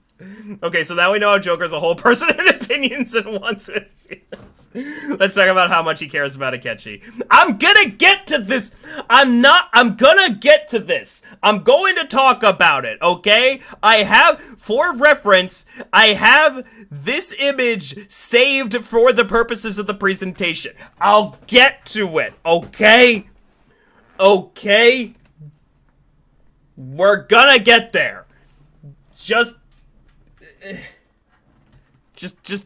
give me a minute, okay? It's just okay. We'll get there. We'll get there. Wait, hold on. Okay, how much he cares about Akechi? First of all, this is one of the triggers for a whole bad ending is when Akechi finds out Akechi would die, and he does not stop talking about it and keeps his glove on them. The debates and chess games while Akechi's putting on a face for most of the game. He talks most honestly with Ren. He told Ren about his mother and Jodo. When Ren's the only one Akechi's ever talked about his personal life. He takes Ren to his face and plays the jazz bar. Eventually, Akechi just the basketball off, and when he tells Ren he hates him. Unfortunate situation. Akechi's been manipulated his whole life by his father, by Yaldabaoth, and eventually Maruki. But I want to highlight Yaldi. Yeah, this was a thing that, like, I don't think Yaldi was a very, very good villain, except for the fact that Akechi was forcibly pitted against Ren. No, like, I'm in full agreement about everything that you're saying here. Like, I am in full agreement. But if only they could have met a few years earlier. I mean, he still would have been a murderer, but, you know. Akechi just wanted a quiet life. Akechi's constantly being shown being accosted by his fans when he claims to enjoy the attention. The third semester, in the perfect world, he is left completely alone. His ideal life is just a quiet game of chess with Ren. He doesn't want to be in that life if it means being manipulated into it. Yep. He might not have actually have been. What do you mean?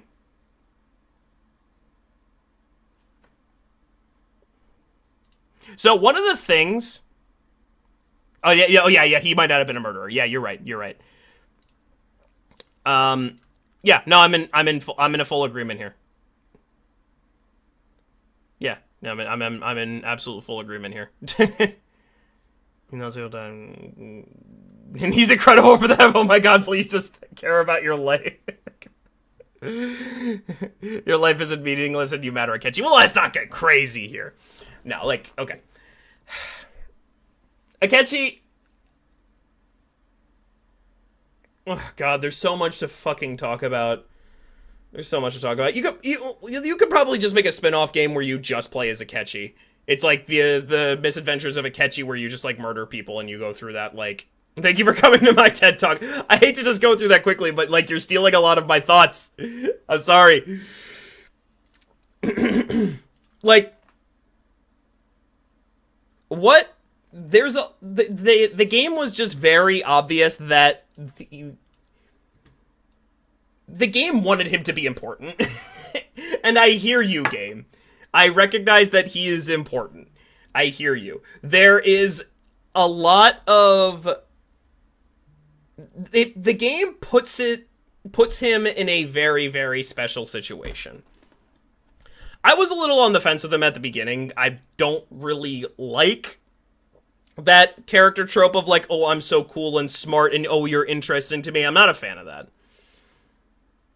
What it felt like was that I was the confidant to Akechi. Which is interesting for two reasons. One, it makes Akechi's, like, all of his confidants a little bit different. It makes Akechi, compared to the other confidants, like, different. It's like, he is trying to get information out of me. You barely talk in most of the confidants, but Akechi actually wants to hear from you.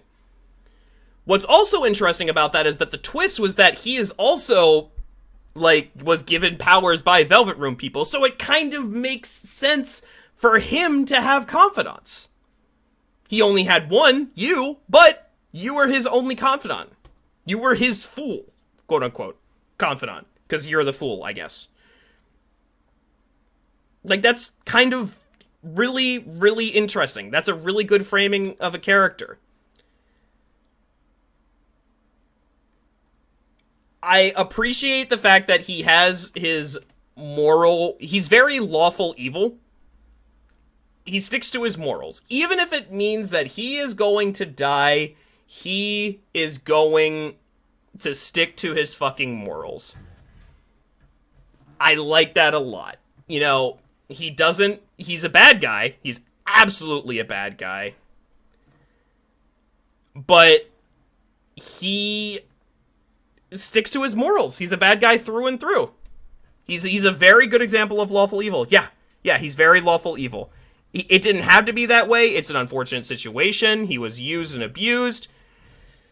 But he ended up being a bad guy. Sorry, Akechi. Do not pass go, do not collect $200.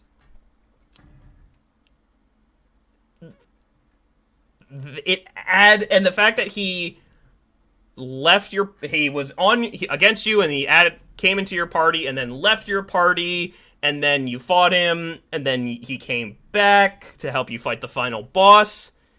Really compelling.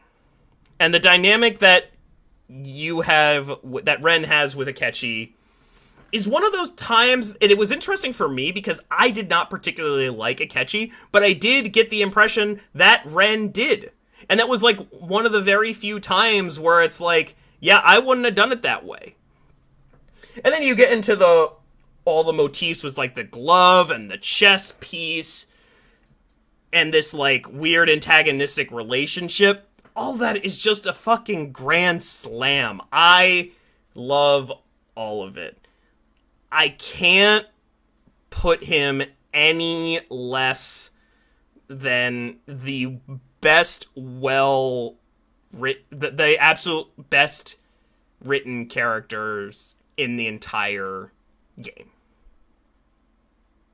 I can't put him any less than that. It feels wrong because the game, they put in the effort to do so. I don't know why they didn't just do that from the outset, because I'm being told that in vanilla he just really was not that great. It's kind of a shame that makes vanilla like a lot worse, but like yeah, it's infinite. Like he's so well written. He's incredibly well written, and I don't like him.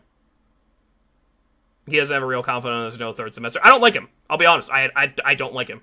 He shot me in the head. I don't tend to like people that hate him, that do that. But he's incredibly well written, and he serves his purpose. Ren likes him for some reason. No, I'm kidding. No, like it's the dynamic between them, and it's where like I said, it was interesting. Because I deviate from Ren on my opinion of him. I do think that Ren likes him a lot. And with that in mind, we now need to talk about this.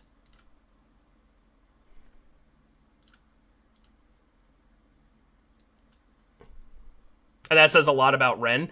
It's interesting, because it's like...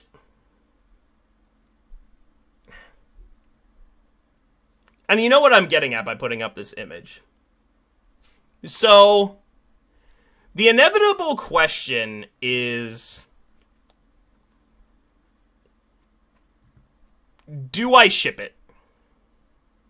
Because this is an incredibly common ship. And I'll say this. If it was an option, I would have picked it. Because I think that that would have been very, very interesting. The closer that these two are, the more interesting that their dynamic is, and the more difficult it is to... It makes Akechi's desire to stay dead and the decision that you have to make more compelling, the closer that they are. I don't think it's out of the question to interpret their interactions as romantic. The only thing that you could debate about is if it was intended to be that way, and that's just speculation that I'll never know the answer to. It's the image that Robbie Damon put on her shirt. Because, like, okay, so what we were saying before was that Yoshizawa is the Marie of this game. I don't think that. I think Akechi's the Marie of this game. Akechi is the character that they put in front of your face the whole time, and they're like, hey, dumbass, this guy's important. If half of the situations that they put you in this game happened with a female character that you could date, the internet would be ablaze with everybody saying the exact same things they said about Marie, saying that they forced that character on you. What am I talking about? It fucking took me to a candlelit dinner. And they played a specific song at that point. They played a brand new song at that point. And it's like, okay, this game uses... This game uses music incredibly well. It uses music to prove points. It's like, hey, dumbass, there's something going on here. So, I've definitely seen and heard of worse ships. If it was an option, I probably would have picked it. Especially in the absence of any compelling actual, like, choices that are obviously canon. I think it would have been interesting, if I'm being completely honest. Do I think it's canon? Not really. It's hard to say, especially since how they wrote Akechi and his inevitable fate. But what I do like, what is interesting to think about is, okay, in Maruki's ideal world, Ren was out of jail and Akechi was alive. Whose desire was what? I don't think that unique song is romantic at all. I don't think the song is romantic. I just think it's like something is happening here. The context, it's easy to... And I'm not saying necessarily that it's romantic. I just don't think it's out of the question that... Because this game is all about what you get. Like, everybody gets something a little bit different out of it. But yeah, they still have a deep, meaningful relationship. I'm just addressing the fact that this is an incredibly common ship. Whether it's romantic or not is up to interpretation. And I don't think it's absurd to interpret it that way because Persona is like, what did you get out of this? I would have picked it if I had the option, if I'm being completely honest. Because if for no other reason than I think it would have been interesting. Because that would have just made it, like, that much harder to make the choices that you had to. Also, Honey, I'm Home was really funny. But yeah, I like the interpretation of, like, whose desire was what. It's a case of the female characters' relationships are not as meaningful as Akechi's relationships. Yep, that hits the nail right on the head. And maybe that's also a commentary on how much, like, all of the romance options kind of suck doo-doo butter in this game. But maybe it's also wishful thinking to imagine, like, every single character to be written as well as the best character in the game. That's just not happening, right? right? But I mean, like, yeah, no, like, he deserves all of the hype. He's the most interesting part about Yaldabaoth. Like, he's so much more interesting of a villain of any of the other villains because of the dynamics that you have. He was 10 out of 10 character. It's really, like, hard to say anything less than that. Alright. There's my list.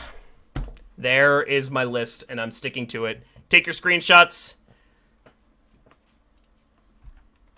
I'm gonna also take a screenshot. Doop. Zoop.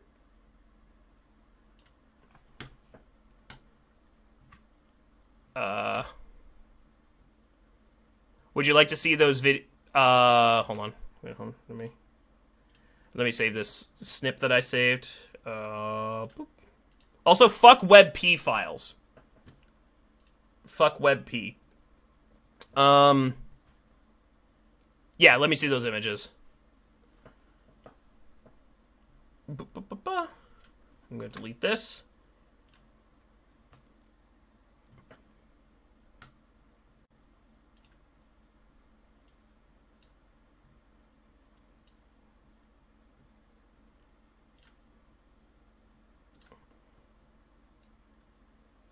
God, something about human Morgana still creeps me out. Yeah, that's what I was doing. I was just screenshotting with the snipping tool.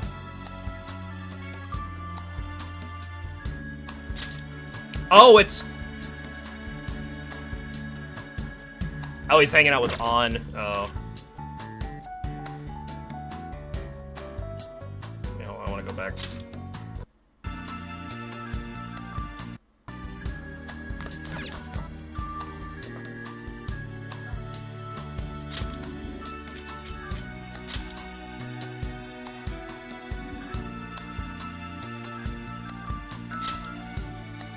Oh no! He's hanging out with shadow people!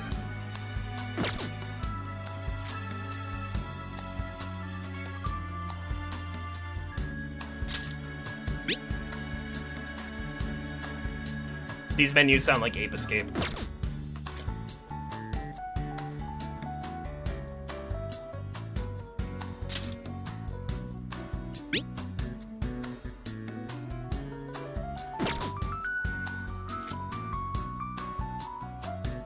Oh, that's so...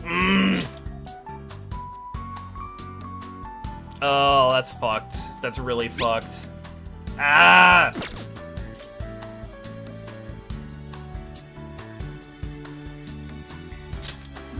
Oh no, her dad doesn't have any eyeballs! No! No!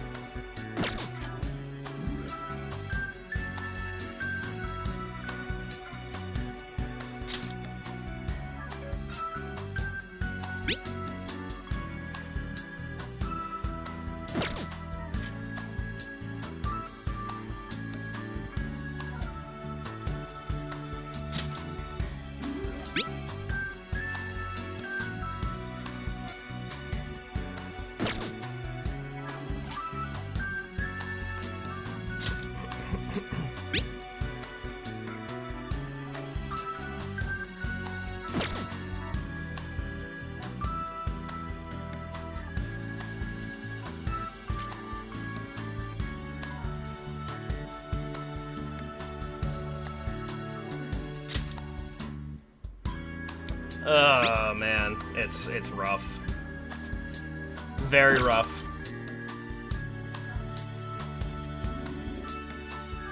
What could the pair be looking at?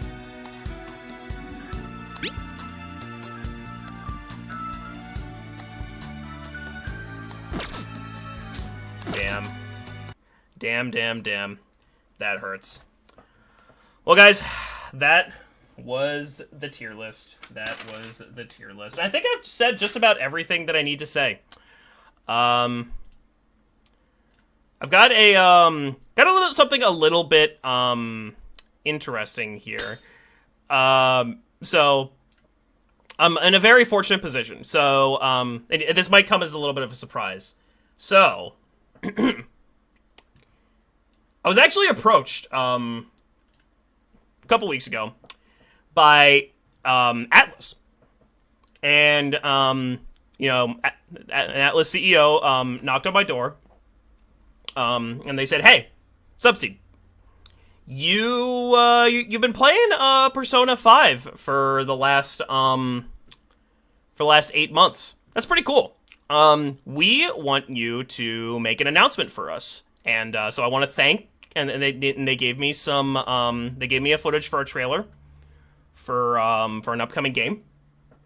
And they can show it on stream. So I want to thank Atlus for this opportunity. Well, and I wanted to wait until I, completed the Persona 5 completed the Persona 5 playthrough to show this. So ladies and gentlemen, without further ado, we've got an announcement here. You're going to want to see this.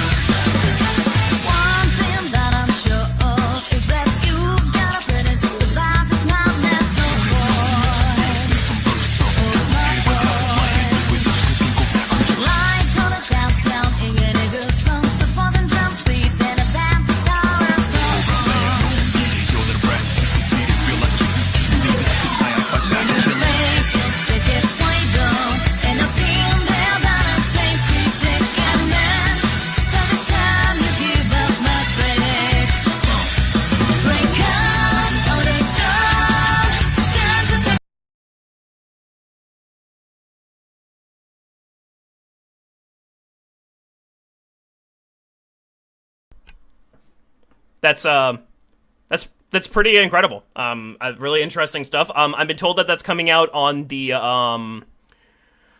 Ouya and Soulja Boy's console. So yeah, look forward to that in a couple years probably. So yeah, thank you very much, Atlus, for allowing me to showcase the trailer for Persona 5 Arena. See, I believed you. No. John Atlus threw a brick at my door the other day, and I walked out, and he was like, "Hey, are you Subseed?" And I was like, "How'd you know? How'd you get this? How are you here?" And he said, "Don't worry about it." Then he threw, "I'll stick with Street Fighter 6, thanks." Well, I mean, it's not. Do you have an Ouya? Like, do you have an Ouya? I also think it's also going to be VR capable, which is going to be pretty cool. So,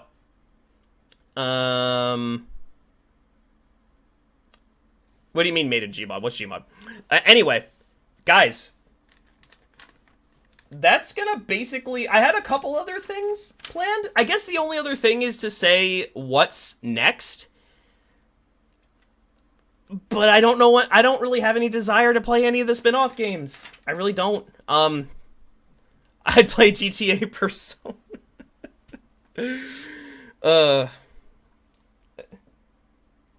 God. I don't really have any desire to play any of the spin-offs. I don't really have much of a desire to play P3 Remake either. What if you played another Atlus game but not an SMT game? I think that'd be funny.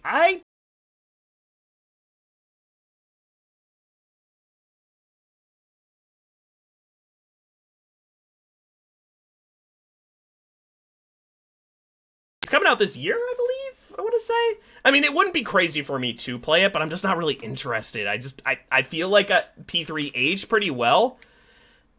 I don't think I'll stream Strikers. I kind of want to, like, keep Persona on the channel to, like, the big games. Like, if I'm still streaming when P6 comes out, whenever the fuck that is, I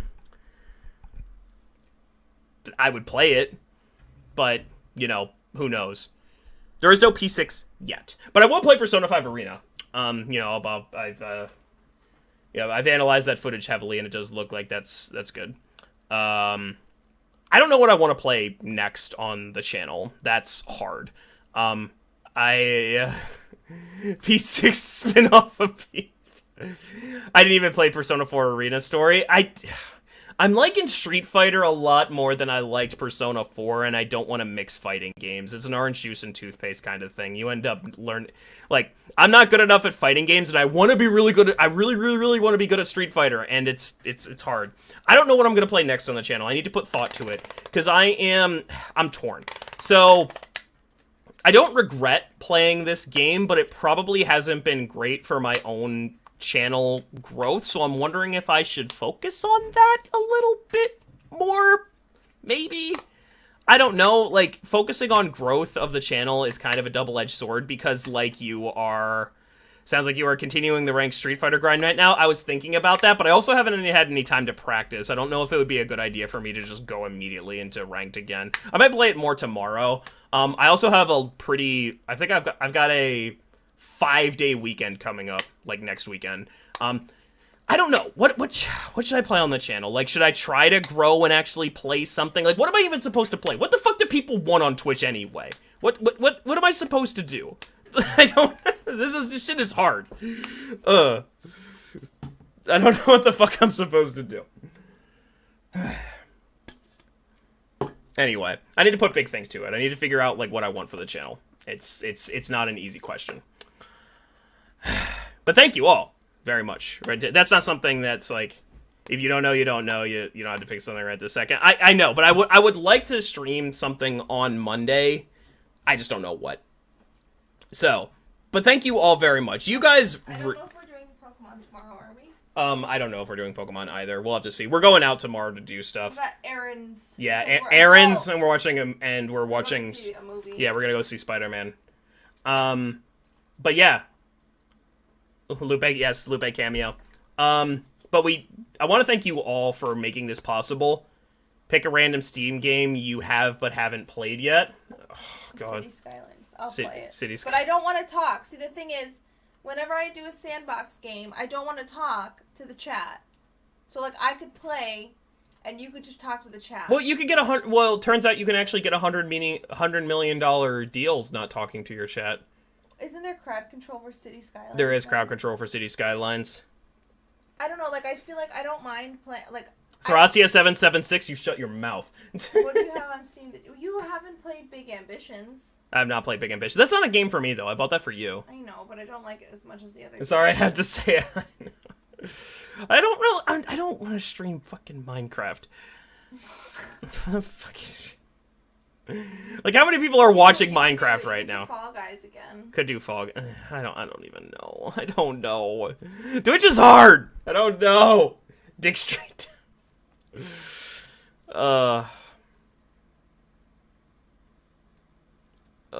Man. I just don't know, man. Well, you'll have to think about it. Yeah, I'll have to think about it. I've got Shower with Your Dad Simulator. I can play that game. No. Shower with Your Dad Simulator 2015. We can have that, but we can't have Honey Pop? No, you cannot have Honey Pop. Mostly because the art style of Shower with Your Dad Simulator. Yes, a friend of mine gifted me the game Shower with Your Dad Simulator 2015. Do you still shower with your dad? That is a thing that I currently have in my Steam library. You know, speaking of dads, my dad never texted me back after I told him off before, and I feel kind of bad. Anyway, but yeah, I wanted to thank you. I wanted to somewhat conclude this by saying thank you all for I don't know if I can actually play that game on stream. What? Shower with Your Dad Simulator. How come you can't play Honeycam Studios? I don't There's know. nothing wrong with that one. I don't know. Okay, let's not tempt Daddy Twitch. Blur it. It doesn't matter. But yeah, thank you all very much for making this possible. This was only really interesting because of viewers like you. Otherwise, I would have just played this sitting on my couch. And that's just not what I want to get out of the stream. I wanted to, I still like my single-player games, but I want it to be a little bit more entertaining for me. And I certainly got entertainment out of doing this. So thank you. You guys made it possible. American Bandit, you can rest now. You've been a great co-pilot throughout all of this. Your work is greatly, greatly, greatly appreciated, more than you know. I know you hate the attention, but it is greatly appreciated. So yes, we have one more thing that I asked Dapple to put together, and it's a bingo board. Dapple, may I have the bingo board if you would be so kind? So basically the idea is, you know, did I have certain tendencies, or did things come up during this stream, and will we get a bingo based off of She what? sent me the bingo earlier today. Is it and funny? It's pretty good, and Okay. like, I definitely heard some of the ones. Okay. No, that's what I wanted. That's what I wanted.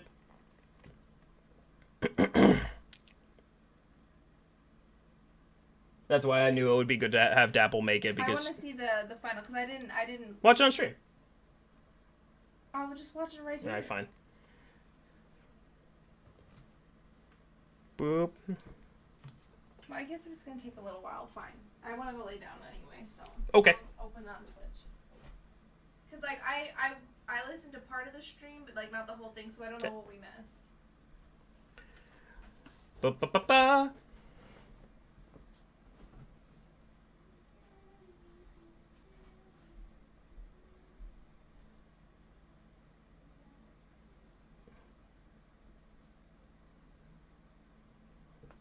I am waiting on Dapple to provide the bingo board.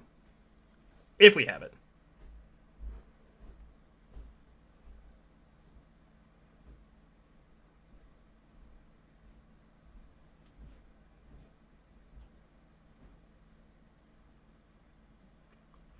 Oh, you're putting it in chat? Okay. Do you have another way to get it to me? Because I cannot log into... Well, actually, I might be able... Wait, hold on.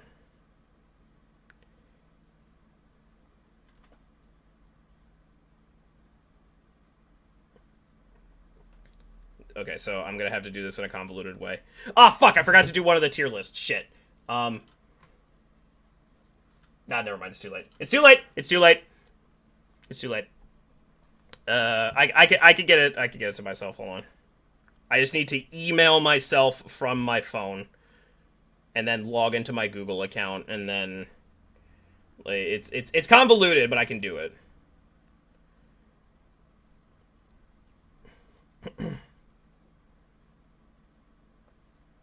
Oh no, my iCloud is full. No, not my iCloud. Anything but that. No.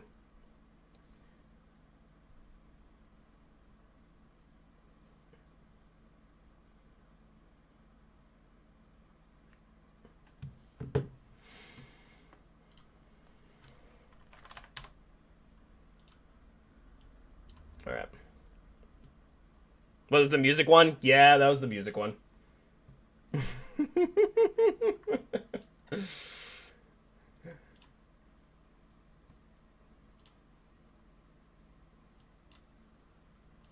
Alright. Okay. Alright. This is the bingo board that I asked Apple to put together.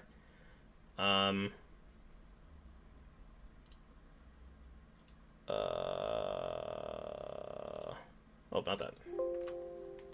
Nope. This will work totally fine. Alright. Okay.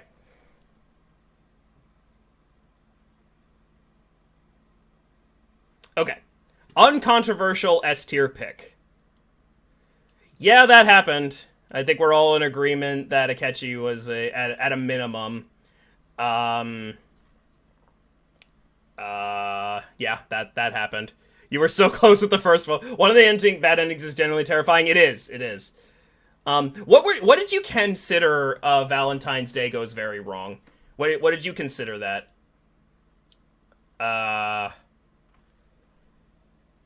Like, just that we watched the Valentine's Day thing? Because I knew we were going to do that. Does that count? Yes, okay. I wasn't sure what your intention was.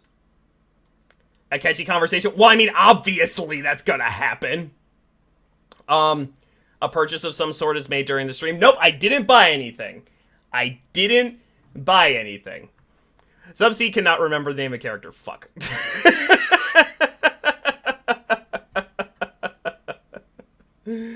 This song is a banger. I didn't say that because I forgot to do the tier list because otherwise I would have.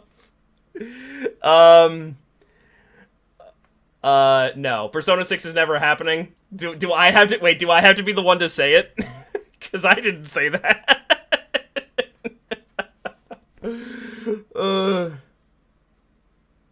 I said that, I don't know if it counts. Dapple's the one who made it. We have to... It was implied. Distracted by something non-Persona for 15 minutes? That didn't happen, did it?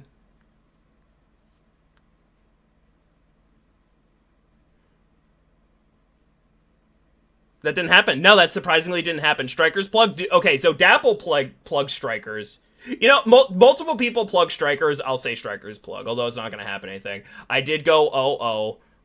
Lavenza and the Twins place lower than Dapple once. I really enjoyed this game.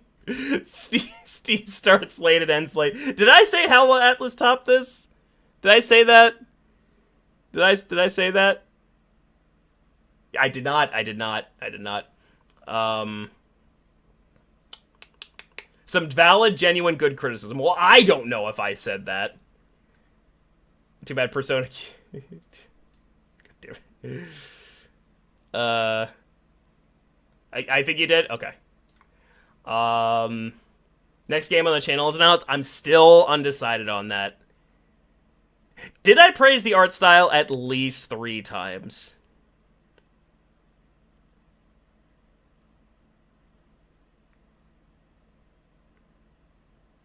Don't know the count. Can't wait. I was not keeping count. I think I only did it once. Jetty Lupe cameo. Okay. Some sort of tech issue. Title team moment. Yep. This before the stream even fucking started. So there we got a bingo, ladies and gentlemen. We didn't do the Tycoon game. We didn't see Bobblehead Morgana. I mean, that's just Morgana, isn't it? Like, that's just Morgana. Atlas tweets or retweets something weird during the stream. Did that happen? Can somebody check?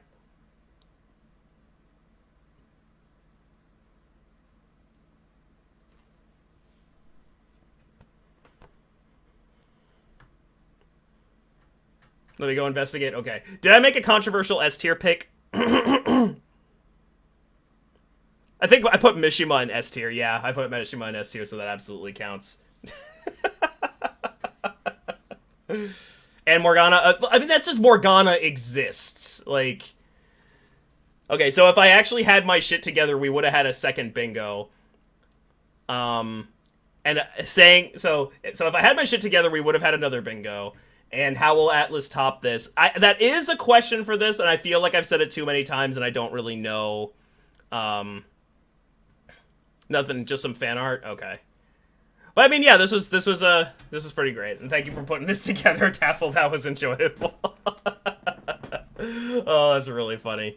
Yeah, this is pretty much exactly what I was hoping for. Like, that's because Subsy cannot remember the name of the character. In my defense, I've been playing this game for 8 goddamn months. Okay, and I'm so glad that I have mannerisms. It's funny. That's really, really funny. And I'm sorry that we didn't get a chance to play the Tycoon game.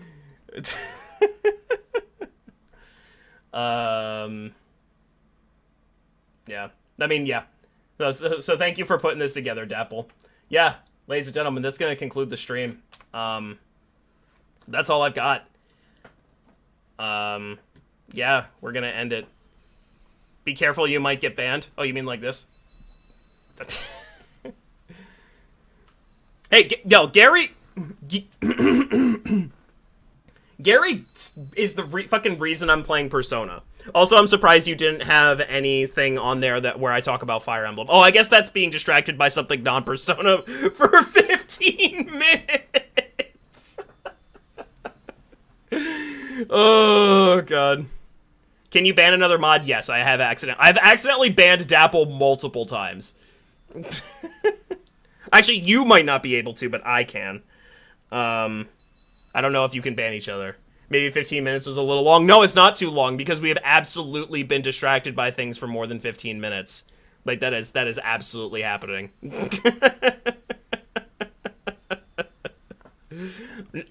No, like, remember when you told me to play Persona 3 years ago, and then I did it? Yeah, that was the thing that we're thanking you for. And then remember for the entirety for 3 fucking years, you told me how to make sure that every single game to make sure that I got the appropriate ending and didn't miss any content. Remember all of that? Yeah, that deserves thanks. It's normal to thank people who do that because that's appreciated. And also, you know, all of the music that we play, that was all recommended by you too. So yes, thank American Bandit. Anyway, yeah, thank you guys for watching. Now, I don't mean to put you on the spot, but your contribution to the stream in its current form is very, very, very much appreciated. I want to make that abundantly clear. And also, this is made possible because of viewers like you. So thank you. Let's...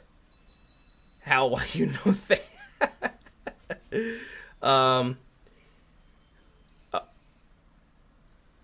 Man. That's just how Gary approaches... That was the joke. That was the joke, zombie. That's how Gary approaches games. He tends to, like, really get into them. Like, Gary, remember when we basically hacked Borderlands? And also, why you should play Fire Emblem. Anyway. So, yeah. Actually, World Ends With You, I know that much about it. World Ends With You, but that's it. Yes. But no, thank you all very, very, very much. Atlas is going to get me to play a tactics game. You know what? The tactics game actually looks pretty good. I'm not super interested in playing it, but it doesn't look bad. I know a lot about Pokemon Shuffle. You also know a decent amount about Skyrim, be fair to yourself. So yeah, I'm going to call it a part there.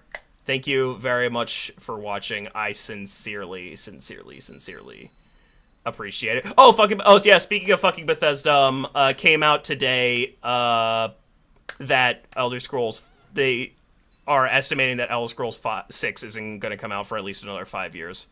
Sorry, I don't want to be the one to, like, tell you that, but I'm going to have to tell you eventually. I know, right? It's because Xbox owns Bethesda now, and it came up in, like, some sort of, like, interview that they had. Yeah.